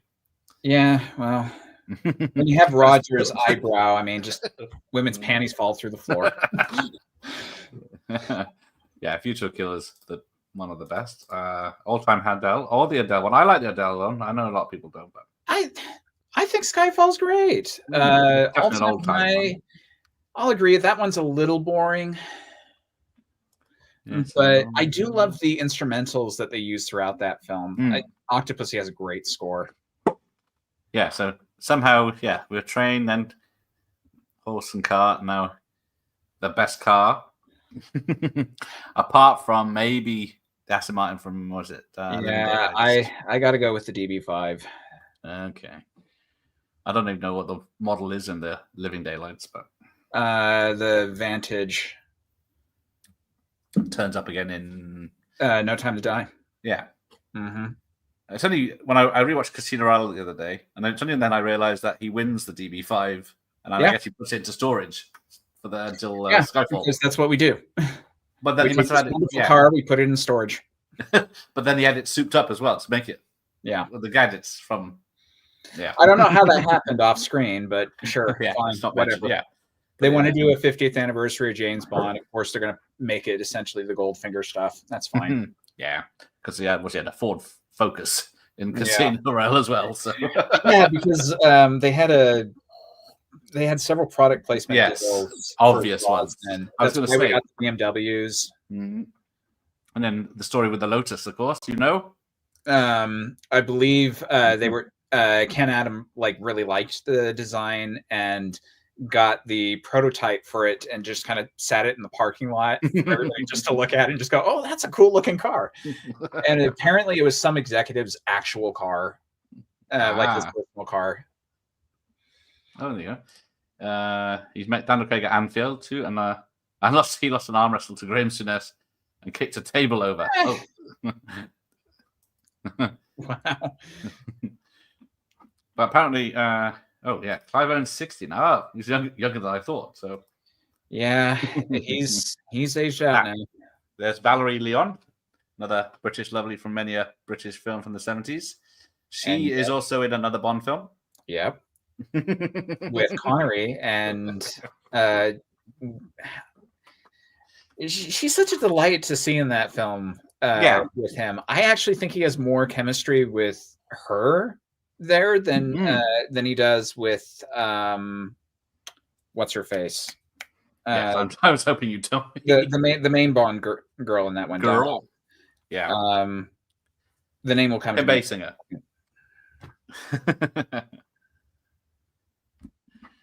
Right, here we go. And then there's Caroline Munro again. But yes, did a lot of British films. Kim Basinger, that's it. Yeah. I knew it. But distracting lady. She's got apart from doing conventions and everything, she does a Friday night horror host in the UK. I keep meaning to watch it, but I never get around to it, so I'm hoping it. Would like to chat to her as well, but she's hard. She doesn't have a direct contact. Mr. Stromberg's time is precious. So, suddenly he's set up as another alias and Robert Sterling. Yes. One of my favorite aliases of his. And he uses it again, doesn't he, later? Yeah, he does in Quantum. Everybody in that particular shot where Bond is just waiting outside Green's place, they always make fun of the street sweeper because he's got his broom like half a foot off the ground. But I remember even in the theater looking at the card that was given to the henchman and it said R. Sterling, and I was like, yeah, I know what that is. My brother was like, why are you freaking out about a business card? Nerd. But yeah, some of this still holds up, these effects where they're going around and in the boat. Oh yeah, it's mixed with it, and there's helicopters in the background. And okay. Yes, the horror. Yeah, Caroline Munro. I can't remember what channel it is. She does a Friday night horror hosting. It's on terrestrial TV. Andy Bradford, 009 in Octopussy, auditioned for Doctor Who in '86. In the Six Doctors costume and looked bizarrely similar to 009 Bad Plan. I never would have thought about that if you hadn't pointed that out. But yeah, Colin Baker's costume is... The Doctor has a lot of odd outfits, but that's one of the odder ones. Yes. I put something up the other day saying Scott Adkins for Doctor Who next. Just completely flip it. Sure, why not? And then someone like Sydney Sweeney as his assistant. That would get the viewers back straight away. Oh my gosh. See, I know. I feel bad. I've not watched anything after the Tennant specials that they did for the 60th. But that was because I hadn't finished Jodie Whittaker stuff. I keep getting sidetracked. I'll get to it at some point. But yeah, no. Last time I saw a Doctor Who episode before the Tennant specials I really liked was in Capaldi's run. I haven't watched. I started watching it when they brought it back. Was it 15 years ago or more now? But then I never in 2005. stayed with it. Christopher Eccleston. Yeah, I never started. And then occasionally I'd watch like the transformation ones, and then I never got back. I used to watch it back in the day with the Bakers and Sylvester Tom Baker. But it was never religious about it. I've been slowly making my way through the older ones, doing William Hartnell first. Yes. And then they're bringing some of those back with animation, aren't they? The lost ones, because there's a lot of missing episodes. Yes, I think you are correct. So it was today I saw it. I never noticed it because I was paying attention to all the fish. Yes, the fish are right in the foreground going, oh, and we're just looking at the lovely fish. And then, yeah, there's a hand in the background. But yeah, blame the VHS. But yeah, he gets him all the way in for this meeting, and it's just hello and goodbye, basically. Yeah. His time is very precious, but nobody else's time is. We'll take an hour and a half to do a round trip so you can just do this. Yeah. Now, who is this actor and what's he been in? Kurt Jurgens? Hurdy-gurdens, did you say? Yeah. So yeah. Because he's a German actor, I believe. Yes, they usually are. The baddies. Yeah. So yeah, this had a budget of 13.5 million, which was the biggest at the time. Was it like bigger than all the last ones put together or something ridiculous at that Not time? quite that, but it was pretty big. And then the next one, they go up to 32 million. Because this one was such a success. Made 46 million worldwide. I mean, that's how it works. If the previous Bond film was a success, they were a little more lenient on that budget. And then Moonraker, I can't remember, was it a success or a failure? It was a success, not critically. Financially, yes. But financially, it was $200 million or so. It did very, very well. So this would have, I said, probably $100 million budget now, which probably is quite low.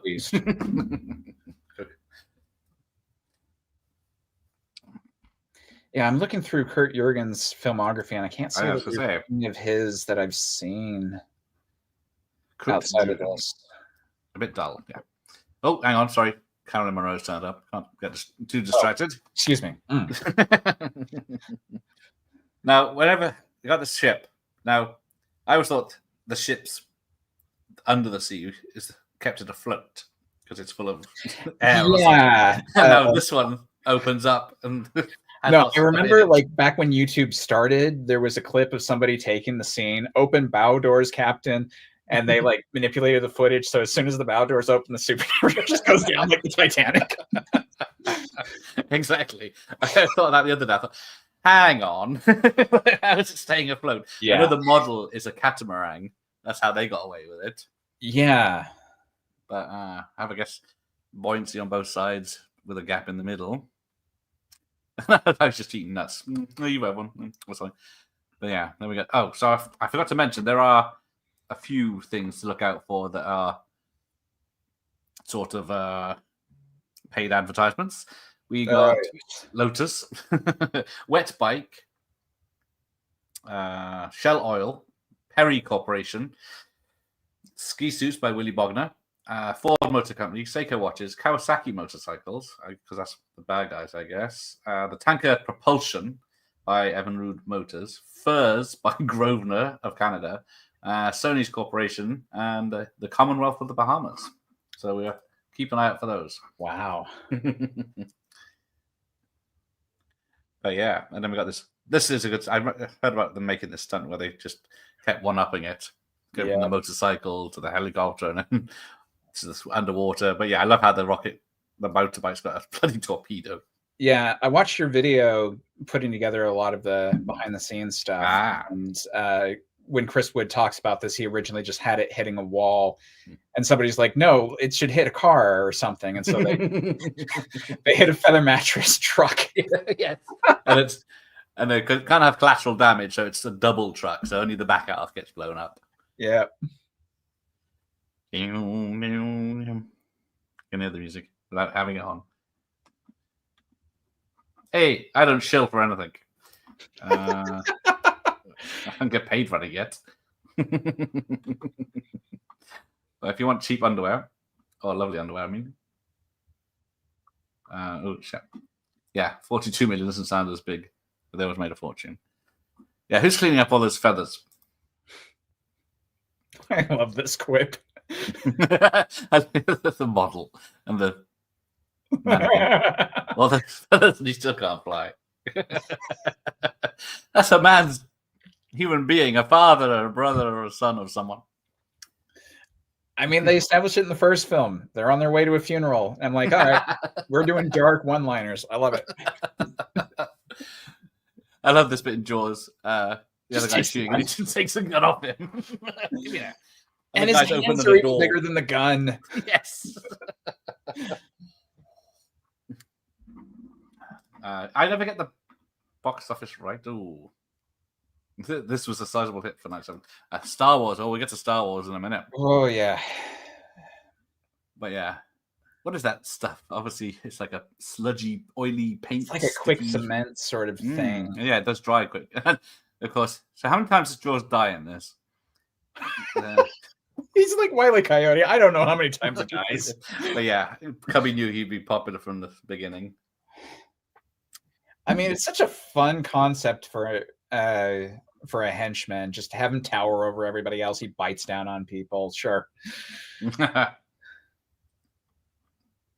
Yeah, and then just walks out pissed off because he's wearing those teeth. One of my very favorite action shots is coming up, where like the Lotus is going along, and the helicopter pulls right alongside. Yes, brilliant shot. It is. It's amazing. They got that. And then, I know you got a lot of rare screen protection here with more, but because this original stuntman couldn't get the car to skid and speed because it's got such good handling. So what is it? They had the guy that brought it in from the garage. Mm-hmm. He was able to do it, and then Cameron and winking at him like he could fucking see that from that distance. And then he could do all the. Well, they bring the gag back in and For Your Eyes Only when they're like right next to each other, going down the hill. Ah, yes, but yeah, it's a great seeing this, and then gets even better. It's the trailer and spoiler. But yeah, you still can't get these cars less than 80 grand now. Nah. Clear out my bank account just to run one of these things these days.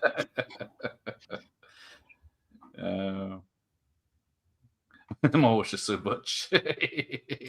Yes. I don't know if I ever would have described Moore as Butch, but he has his moments. It's the only movie that's Funny Pips. I think they were on their way to the funeral. We discussed it. Here we go. What are you doing? You're crazy, man. Yeah. It's a real car going in and then sealed completely underneath. Like pretty much every shot here, it's a different car that just with the one. I think they had 6 cars of varying degrees of changing. And then Elon Musk has got one of them now, and he's going to turn it into a real underwater car or something. But good luck with that. Yeah, I'm sure. Whatever. If you want to try to make that work, it's not got anything else to do.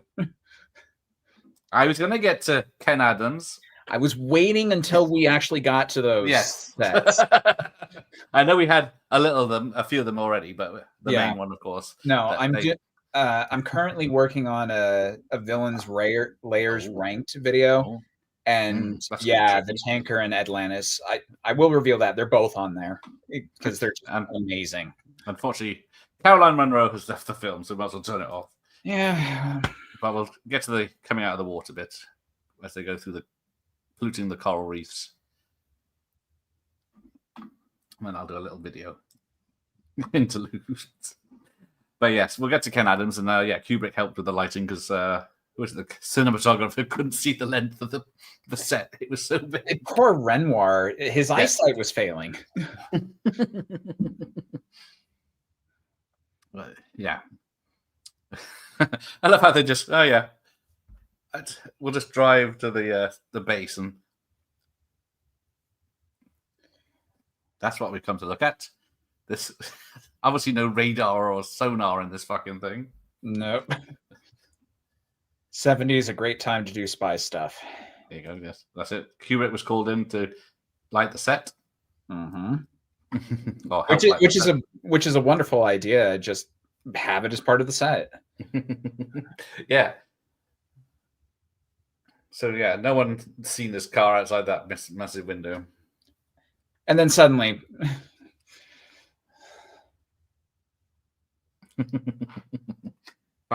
I was trying to get the missiles to fire, but I'm losing them again. I think the spring's caught somewhere inside. Yes, they're dropping the fish. And they get the guy who's in, 3 films? Yeah, this one, Moonraker, and For Your Eyes Only. I think he was one of the location people for Italy. Yeah, I think he's like a second unit or third unit. Yeah, director or he something. helped them in some way during the Italy shoots, and so they just had him as a gag in this film. They just liked him enough, and Bond has real trouble getting away from Italy. There have been so many films where Bond goes to a different part of Italy. Whoa, yes. Would like to see Craig pull off a safari suit. Exactly, a switch Well, with flares. nobody in that film did the safari suit. She looked fine, Yes, but I have a hard time seeing Craig pull it off. yeah, he got the black polo neck from Live and Let Die, all right, but Yeah, that's an easy one to pull off. Even I could pull that off. Yeah, that's it. Oh, it's Kubrick's daughter, not his niece. There you go. yep. So, You yes, mentioned I was going to watch Star Crash with Caroline Munro and music by John Barry because he did. That's it. The Black Hole as well. That's a good song. Score. I actually just watched this weekend Raise the Titanic, which was John Barry doing that.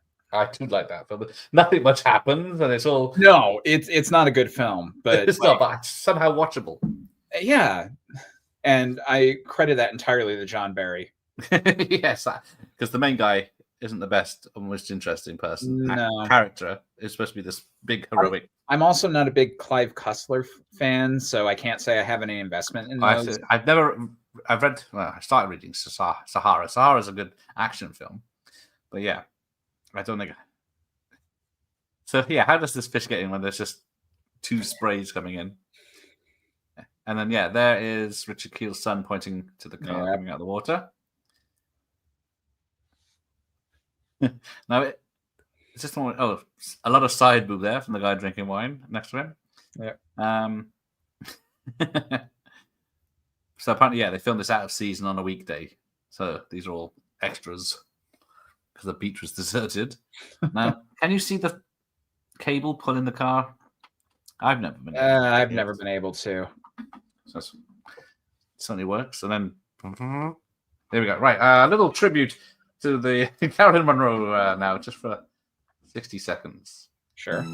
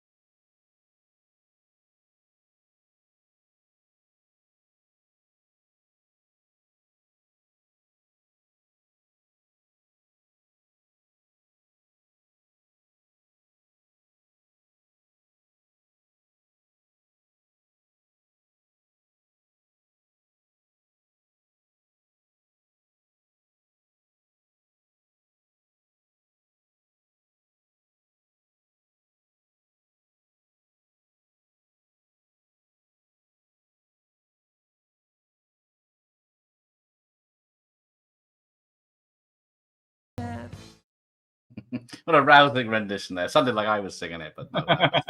Radiohead's cover of The Spy Who Loved Me. Yeah. Luckily, they went with Carly Simon. Yeah. But here we go. Bud Garton. Yes, I was doing some skiing. Uh-oh. Skiing. Coincidence. Austria. It's such a small country. Could it be? Oh dear. Still, she's no Demi. Open, dear, and or Barbara Bach. She certainly gets my parachute open after a deep dive of it. All the jokes we can make. Oh yeah. She's no Demi, but she gives me a semi. This is disgusting. She's a lady. John Barry said in his autobiography, he did the music for Game of Death were based on his original ideas for Spy Who Loved Me. Ooh. Ah. I will have to go and search that up. Isn't Phase of Titanic kind of famously terrible? It's not terrible. I've seen worse. I've seen worse films starring the Titanic. Like if you watch the Italian animated movies, those are just awful. It's not very adventurous as a film. No, it's well over 2 hours. There is a lot of we're just going to search the bottom of the Atlantic for this thing. Yeah, it's over here. No, we think it's over here now. And there's a sub implosion in it. I was kind of surprised about that. I hadn't heard that was there, and I was like, oh, that didn't age quite so well.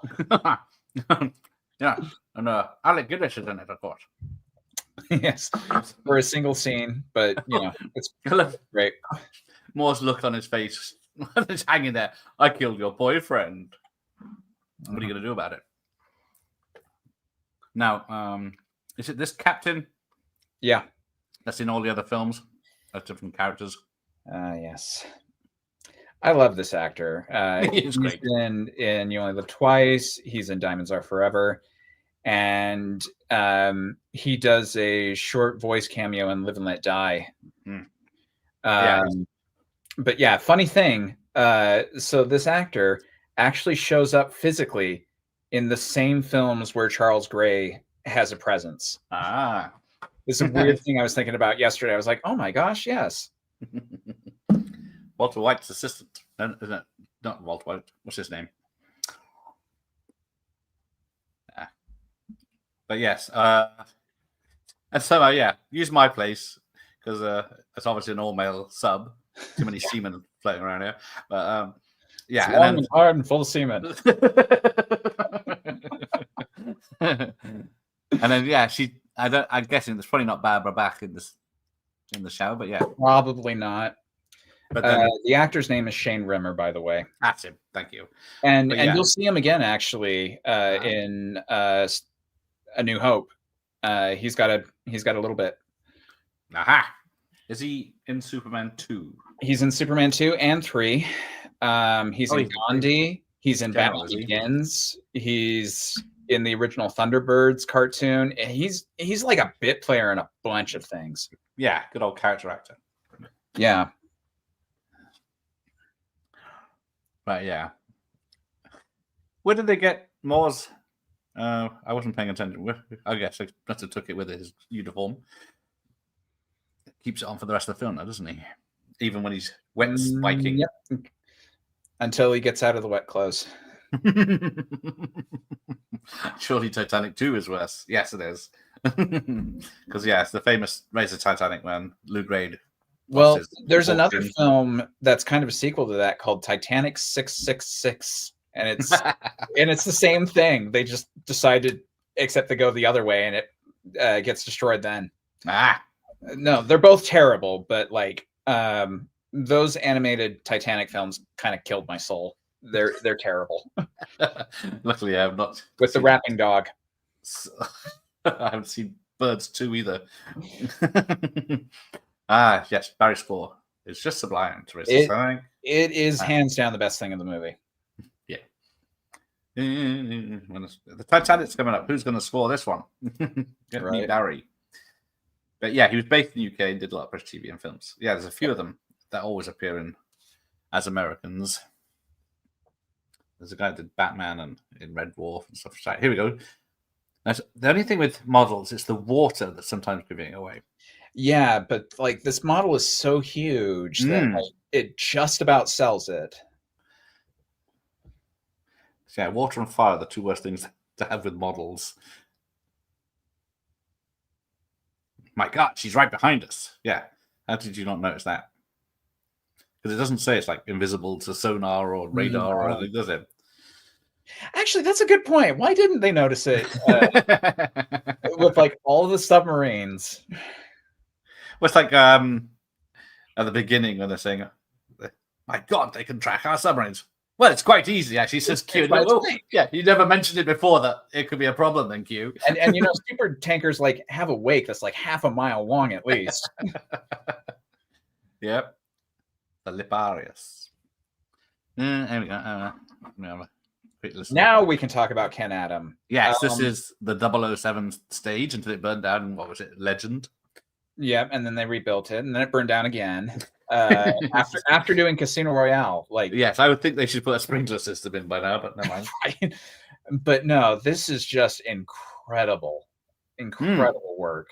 Ken Adam ruffled feathers just because he was always really expensive with what he was doing. I don't care. Take a look at just about any of his sets; they're phenomenal. Yes, it's how do you possibly make this work? And it's there's it's massive because you can judge it by just the size of a human, and then it just goes back and back and back, and then up and up and up. Yeah. But yeah, you can see how it was a bitch to light. Like it needs massive amount of lighting. Yeah. And then it's such a shame because the next film they had to go to France to keep costs down. And so they've got this wonderful space station that's not on the 007 stage. I'm like, dang it. You build this whole thing, and then the very next film you can't use it. Yeah. Disembarkment crew to the... Yeah. They've got their uniforms, and some of them are wearing silver helmets. Yeah. Yeah, they're pumping gas.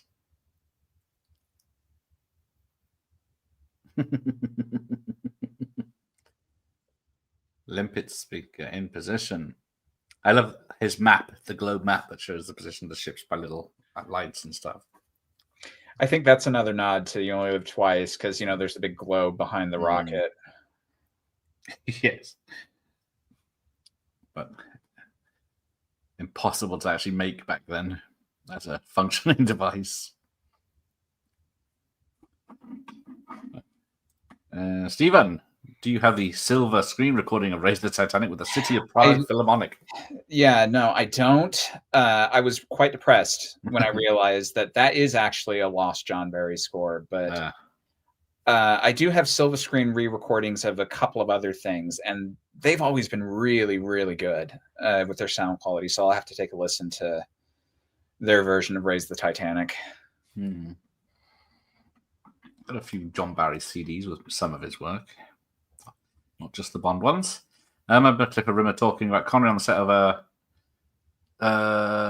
Diamonds Are Forever. He had a lot of watching Shooter's presence.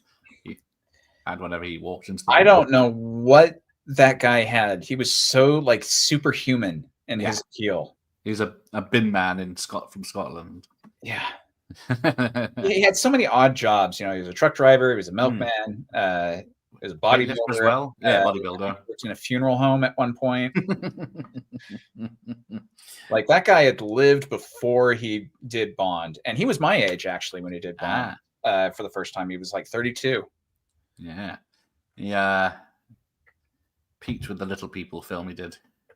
Darby O'Gill. He can do accents. He can do Irish, Russian, English, Spanish.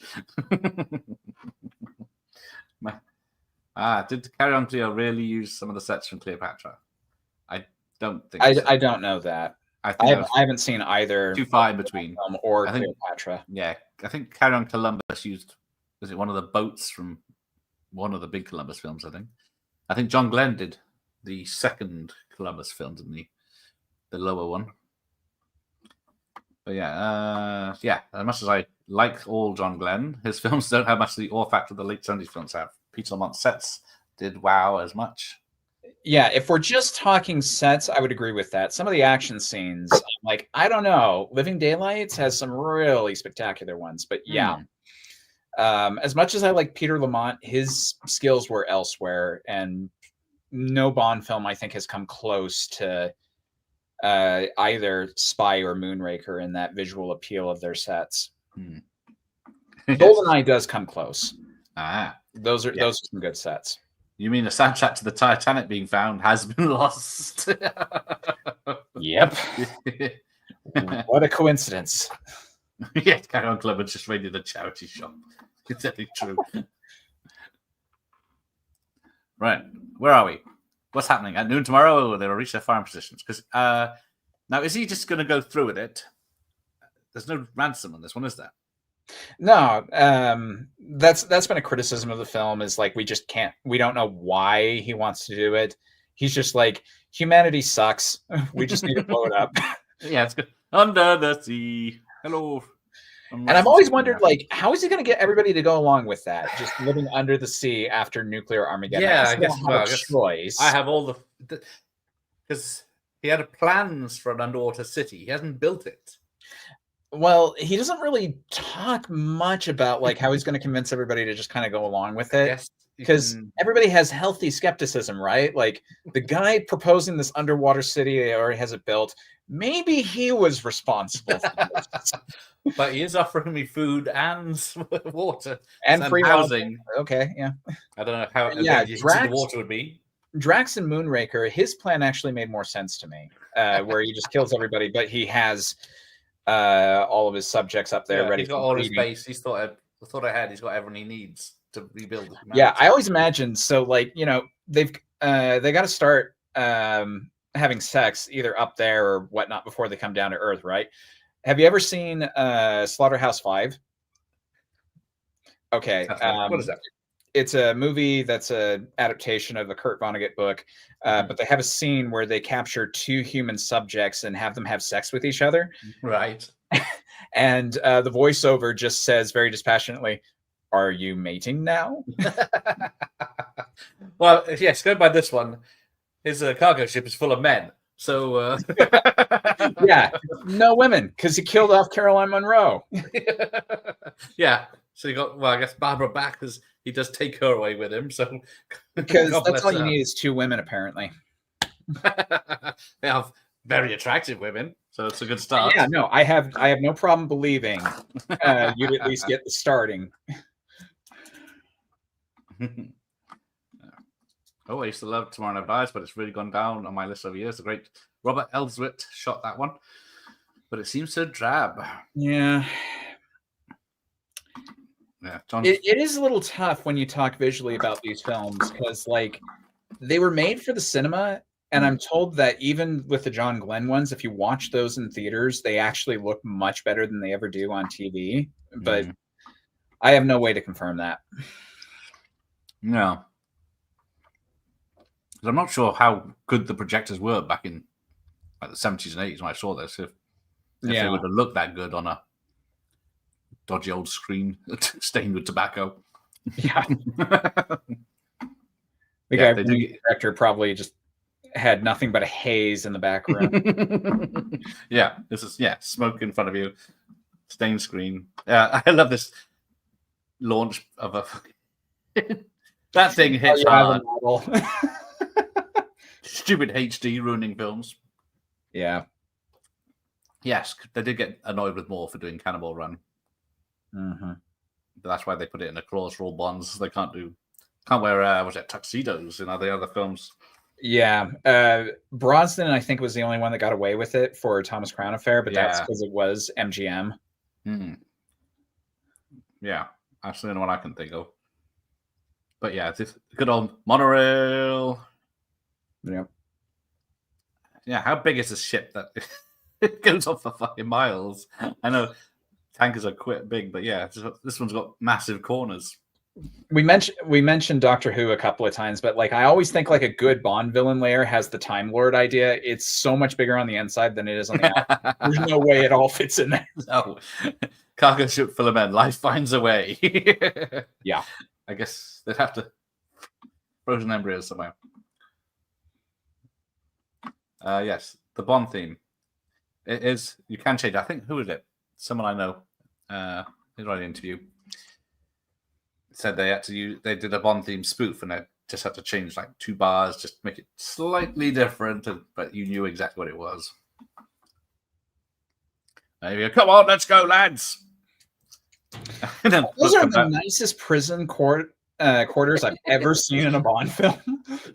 Was he prepared for this? I know he was hijacking 2 submarines, but they've got a 3rd one now. So yeah, I do love this dome that comes over the stairwell. Yeah.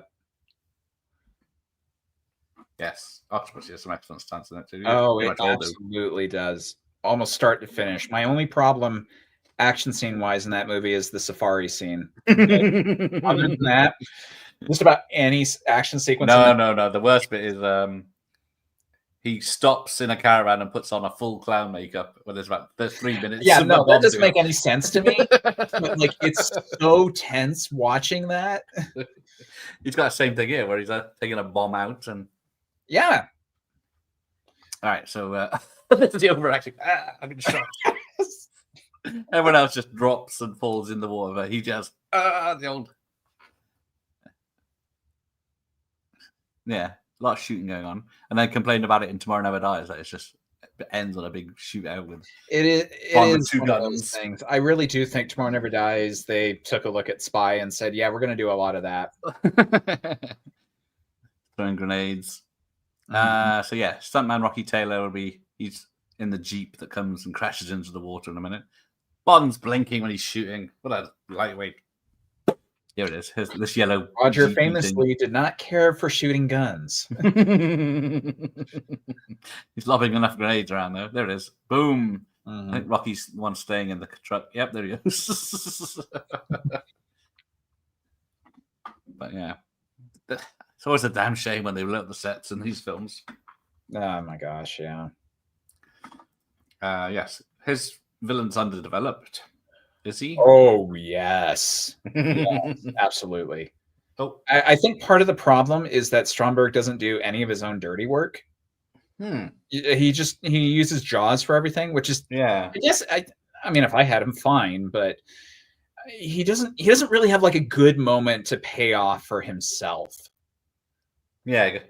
I'm not sure about his death either. He doesn't seem to No, notice it's the Bond's got a very gun on him. underwhelming. More does fight like Shatner. Yeah, sure. Double fisting. Yeah. Yeah, that random cook, that's him. He stops. I've always wondered about that. He just kept his clothes on, including the hat. Oh, so the problem with Glendrick Films, MGM challenge you on Virtually Everything. It's America. They looked as good as they did Rocky 2, 3, 4. I believe that because especially after what was the big film that flopped? There was like the big gargantuan Western film. But after that flopped for United Artists, and they were far more careful about their budgets, keeping them down, and so I think that did hurt some of the visuals. Yeah. Yes. I'd never put two to the Heaven's Gate. That's it. Thank you. Ah, guys. yes, that was the big one. Thank you, guys. There you go. Heaven's Gate. Oh, yeah, alphabet. I knew it had gate in it. I knew it had heaven, but I thought there were other words in. Yes. He just sits about pressing buttons and giving orders.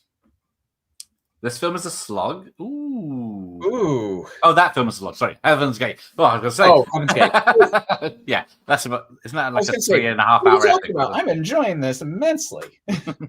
I always enjoy Spy. Yeah. I love how they got video chat back then, and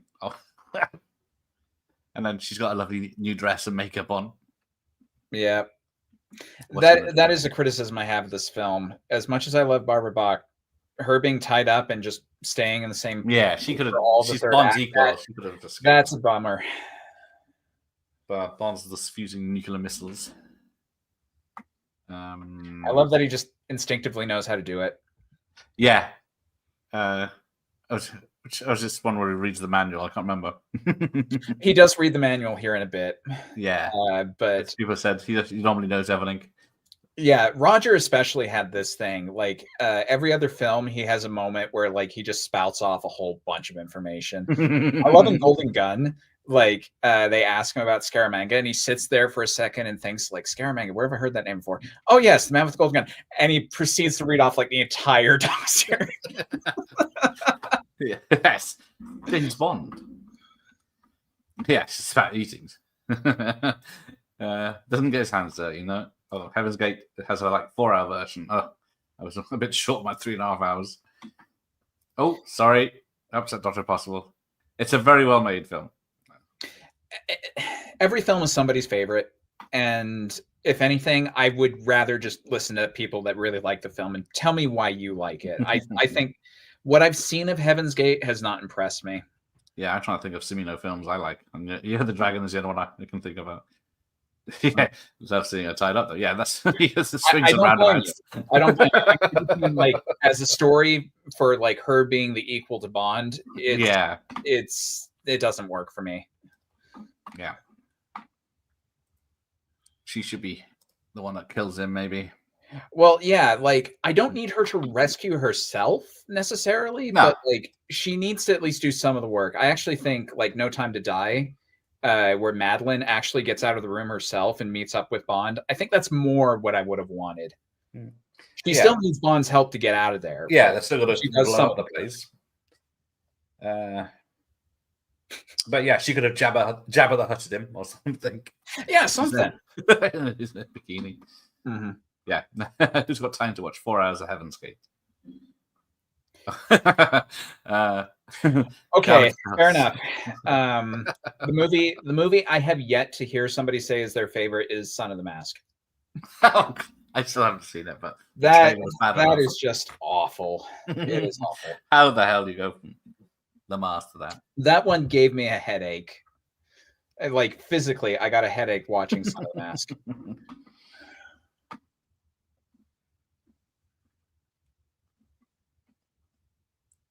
I've seen it at the Retro Brussels Cinema over here. Seen all the Bonds there. Oh, nice. Lucky bugger. Didn't a horse get exploded on set? I thought, where's a horse in this film? But yeah, it's there's the horse and cart earlier. But yeah, it's the Heaven's Gate one, fully banned by the BBFC over here.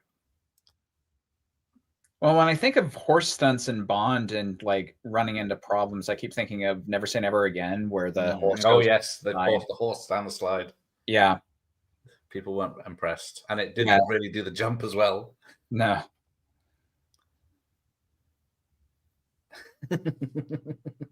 Genius Bond, sit on the camera. Yeah. I don't know what are they. I don't know what the camera's supposed to be doing. Are they just scanning the whole area Yes. and then bringing it back right outside their door? I guess it's better than like some guy like standing next to the barrier and having like a peephole. They're yeah, they've used the peephole gag where they shot the guys coming to blow it up. Oh, it's just connected to the power, the idiot. And I love that the music goes out at exactly the same point. That's great. He's only got 20 seconds. Right, let's time this. Right, there you go now. And it's already blown up. Is it a Nolan level of dedication where it's exact? No, it's not. It's going a lot slower than the timer. Surely he just drop in the water, couldn't he? No, he just drops on the overwalk. Nah. Oh, there you go. Override. Yes. The immortalize the Lotus Esprit. It's a shame it's not the brown one isn't used as much in the was it For Your Eyes Only? Yeah, like I love the gag where it just blows up, but yeah, I kind of wanted to see it in another action scene. Yeah, another action sequence going through the snow with it. Could have some studded tires. I mean, For Your Eyes Only also has some really great action through a lot of it, but there is kind of a dearth in the middle where they probably could have fit something. Nah.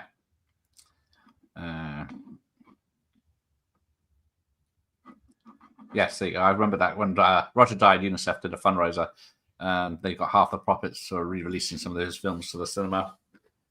And I would have done that in a heartbeat. Those are my two favorite Roger films. Yeah. Oh, there we go. We got a flashing LED.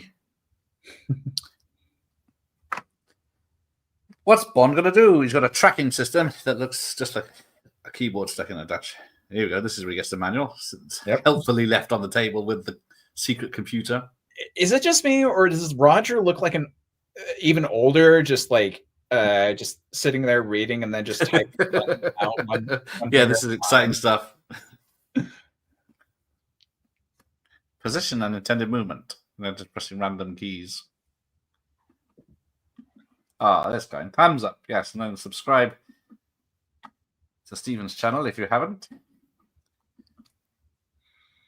Oh, yeah, I love the desks. The very 70s desks. Yeah. Set the launch codes.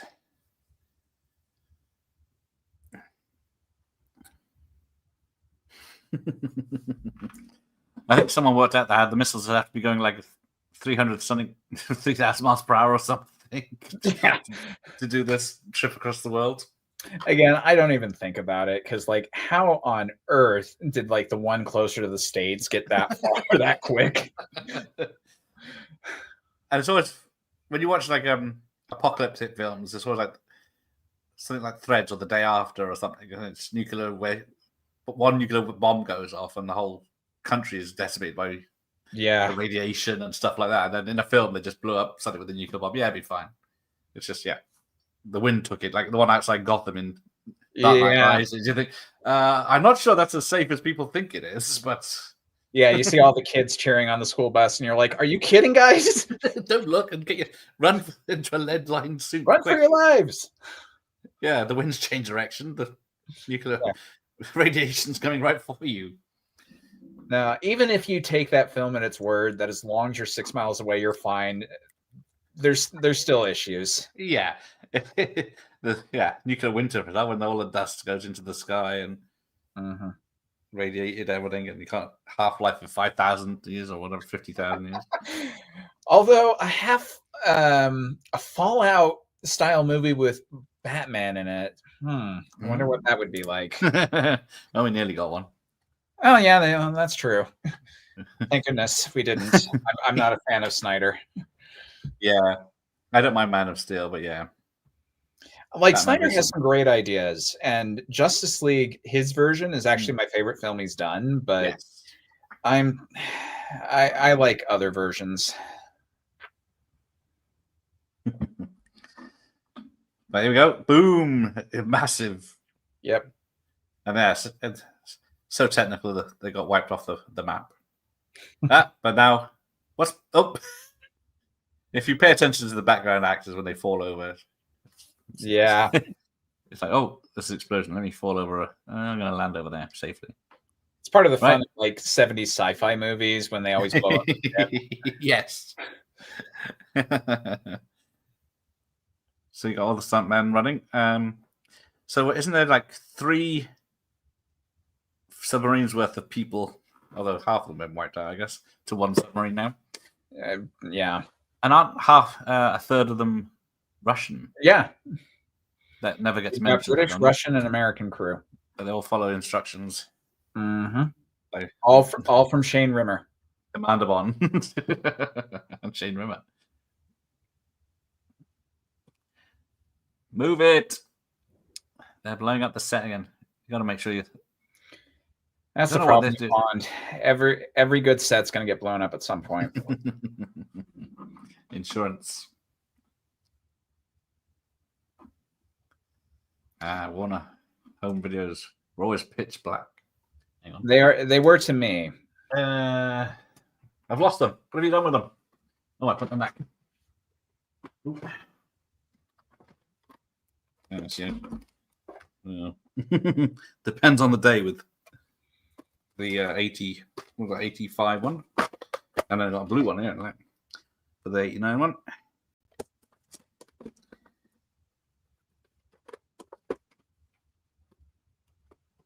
Oh, we get the song at the end. I forgot that. The bawdy song.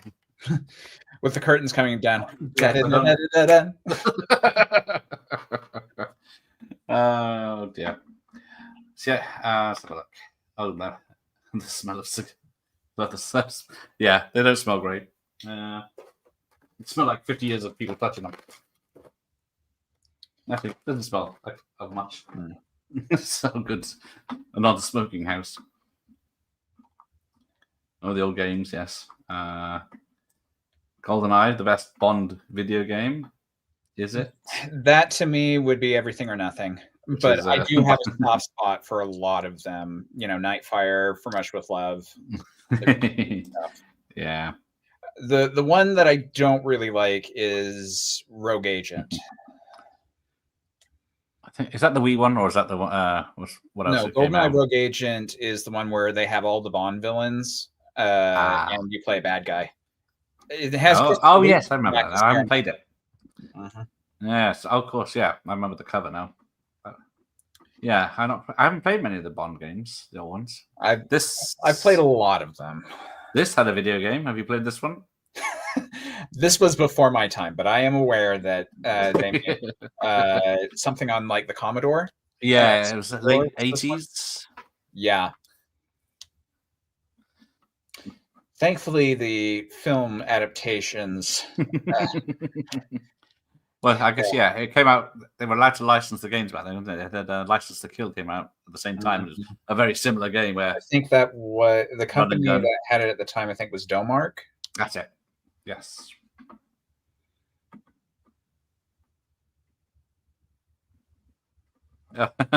Oh, he had the Vito VHS. Sold it to an ex-friend. Aw. Never saw it again. Whoa. There's a reason why he's an ex-friend. Maybe this is it. He gave it to me in a pile of tape. You're not having it now. Oh yeah, there's no SNES. Yeah, during its heyday, no Bond film. Yeah. Yeah. So GoldenEye was originally meant to be a SNES game. Ah. Yeah, it got delayed long enough. Yeah, was it 2 years after the film?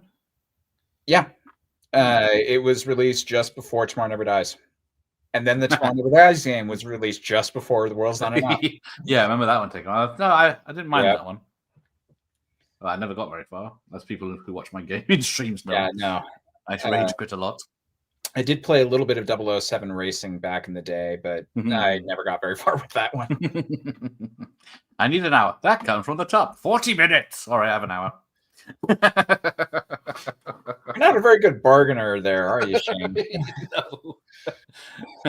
Yeah, people have complained that he brings in this package and then they build it in. He's obviously going to build it in the captain's office and then think, how am I going to get this outside? Yeah, I kind of figured like you'd like build it outside the sub. Yes. Oh, what the hell could this possibly be? But yeah, that is Roger Moore doing a stunt, you see. Finally. I'm surprised you don't have sock suspenders on them. But yeah, I don't know. Is there no guards at this fucking base anymore? It's only Jaws. Yeah, he gets in very easy. I know he's got a big fight. Yeah, so, Barbara could have at least gone through some of those people on her way out. Yeah. Yeah, she could have just got trapped with nowhere to go and then still wandering around and Bond turns up. Good evening, Mr. Bond. I've been expecting you. I'll send the elevator. Luckily, Bond's clever enough to smell a trap. Is this the only Bond movie where he wears the Rolex sweater? Possibly. Good Bond film. A good Bond actor, they can make almost anything work. I mean, he wears a yellow ski jumpsuit earlier, and man. Yeah. Yeah, the others are, what was it, black and red for the others.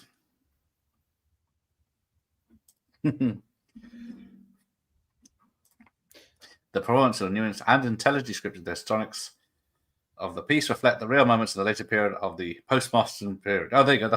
He's talking Heaven's about Gate. Yeah, I say Western. It's Western civilization. No, it's Western full cowboys and Indians. Now, does Bond sit down, Mr. Bond? Does he know smell a rat? And then he just obviously moves his hand into a position. Yeah. You can see where he's going. And then poor Roger got injured on that. Oh yes, another stunt he did himself. Yeah, the chair is exploding and he has to jump off. Yep. But yeah, doesn't Stromberg know? And you shot your bolt, Mr. Stromberg. Yep. He shoots him in the dick twice. Pretty gruesome way to go, but yeah. And then he goes, "No, don't shoot me again."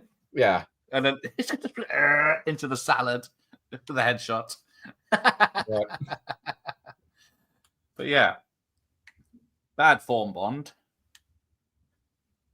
Right, where is she? He looks at what's like. Have I got time to look for her?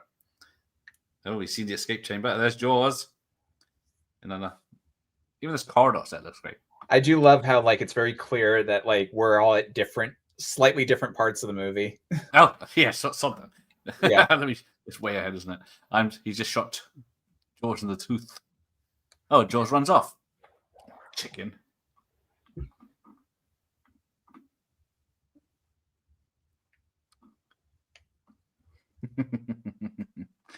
But yeah, technically, more no physical threat.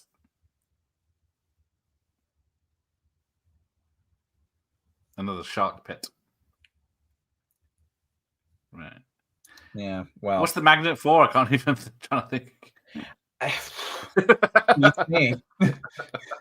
Feeding the sharks something, I'm guessing. Because sharks eat metal. I'm just thinking, like, Oi, Jaws has got to be in so much pain with that magnet.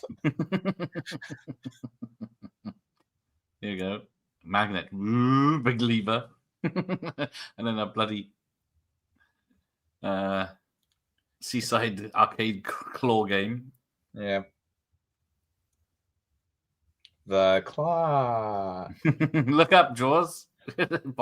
Huh? Dun. That's good. Yeah, that's. Oh, I think you can see its foam when he gets his face stuck to it. Yeah. But yeah, someone's hanging there with some special harness, I'm guessing, because they wouldn't hang them by their neck for this thing. No. Just out of shook behind them, I guess. So you can't see it. Yes, Jaws eats Jaws. That had to have been intentional. That definitely did, didn't it? Yeah, the biggest film of 2 years ago. Probably still on re-release. Yeah. And I mean, Star Wars was released at this point, but it was still early enough on in its run. The film was already made at that point. There's no way they could have known. But yeah, takes it underwater and kills it. There was still about 2 others, wasn't there? What? 2 other sharks in that pool. Yeah. There you go. So Barbara was offered a view to a kill, but became a co-chair of the anti-handgun movement after John Lennon's murder and turned down the offer. I hadn't heard that was the reason she turned it down. I heard that. I did know that she was supposed to be the Russian agent that Bond meets in San Francisco. And I'm just trying to imagine that same script just with Barbara Block saying it, so she gets to do Tchaikovsky. But yeah, I'm sure they would have rewritten it, but yeah, still. I heard that her and Ringo were smacked out of their tits for the 80s, and then they went into rehab and got cleaned up and haven't been on anything since. But yeah. So here we get the scene with Barbara back, and yeah, she gets caught out by a lot of water, which was very surprising to the actress, apparently. I mean, did they like? I understand, like, you're being told something and then you're actually in the moment and you're like, oh my gosh, these are 2 different things. But like, she had to have known that was coming. And yeah, what's happened to her dress? Half of it's missing. Not that I'm complaining. No, it's twisted around her neck, that's why. I'm pretty sure Ringo saw this film. It's just like, I got to give her my number. Yeah. Because she was a model, and so Carol Monroe was on doing adverts for Navy Rum and others. There you go. She goes, it's probably freezing, but yeah. Yeah. And then she gets knocked over, and they kept it in. But yeah, Carol Monroe used to be having wetsuits that were zipped down, exposing herself. Yeah. Anyone looks better than Grace Jones. Oh dear. Mayday's quite something. Oh, she looks better than Grace. She's not my kind of. I wouldn't go near her. She'd probably break me, but yeah.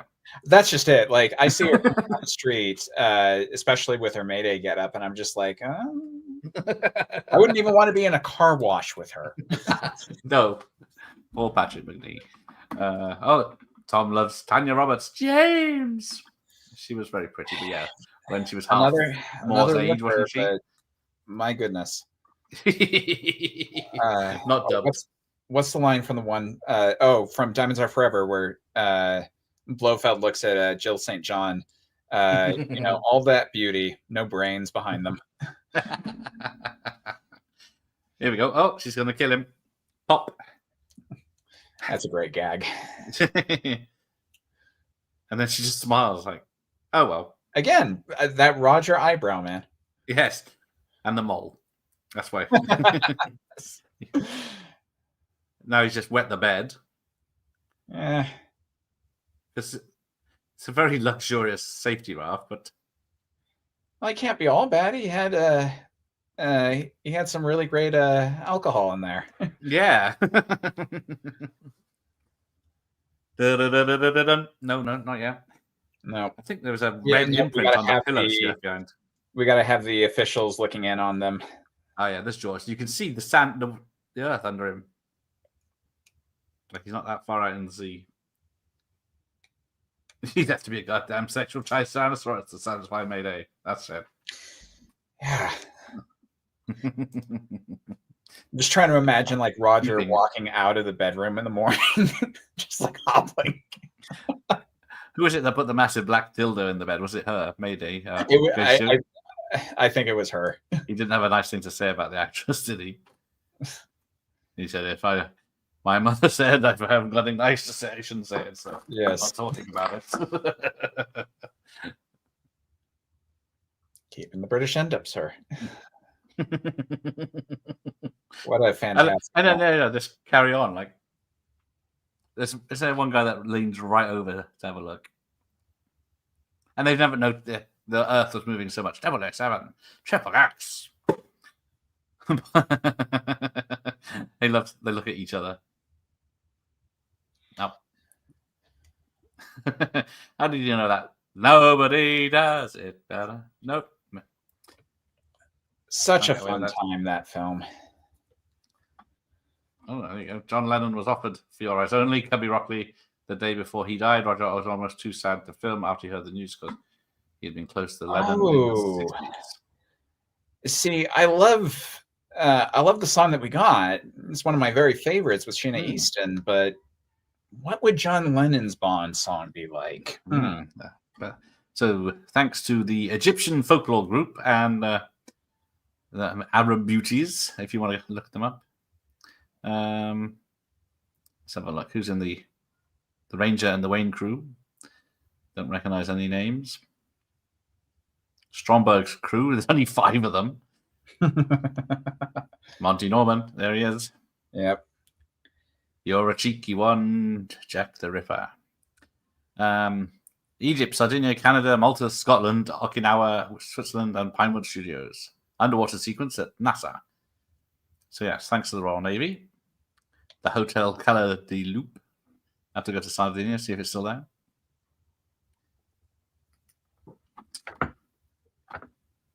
Yes, the bit where the chorus sings, the male chorus sings the theme song. It's a bit Carry On indeed. Yes, it is. Definitely Carry On feeling when I hear it. Oh yes, Megalopolis is. Oh, see, The Spy Who Loved Me is next up apparently in the Bond timeline, or is it? For Your Eyes Only. And then somebody went and said, hey, so I saw a double feature this weekend with 2 sci-fi movies. Maybe we ought to do something there. Right, there we go. Great film and a great theme song, indeed. Indeed. Good old Carly Simon. Oh, tape's finished. Let me rewind now. Well, there we go. Thank you, Stephen, for joining me for this. It's been great fun.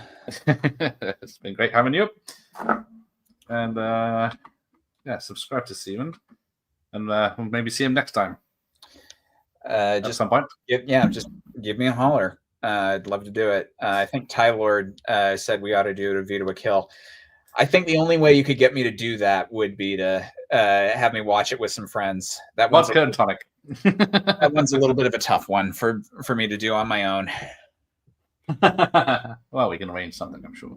Mm-hmm. There we go. Right. No one does it better than me. That is true. Thank you. Someone's appreciated it. You're very welcome here. Splendid show, guys. Thank you. And hang on. I didn't put it. They want your link. Yeah. And then I got to try and remember.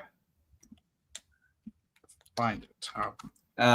If you can't, okay. If you can't find the link, it's SLJ Productions. That's my channel. There we go. It's there. I'll be in the description as well. Thank you, Byron. Thank you, everyone. So there's the link. Splendid show. Thank you, Roger. Job well done. Yes. I'm keeping the British end up. I don't know what the Yank is doing. Just waving. See, we are friends, Stephen. Watch. Oh yeah. Well, this is different. Yeah, it's always fun to watch Bond films with people. Though a lot of the time when I'm watching them, it's with somebody that's never seen them before. So I got to shut up and let them watch it. My wife, she does not care for Bond at all, and she's watched like half the series at this point, and I cannot find a film that gets her into it. And I know she's done this film, and when I talked to her about it, she's like, I don't recall a thing about it. Yeah. My it's not her thing. She's seen some of them. She wouldn't know which one she's seen or what happens in any of them. But yeah, she's mostly seen the Connery ones because she's Scottish descent, unfortunately. But yeah. Right, there's a little video to sign out, and Stephen, stay with us, and I'll be right back after this message. Hope you enjoyed the show. Good night. Keeping the British end up, sir. Nobody does me better. Makes me feel sad for the rest.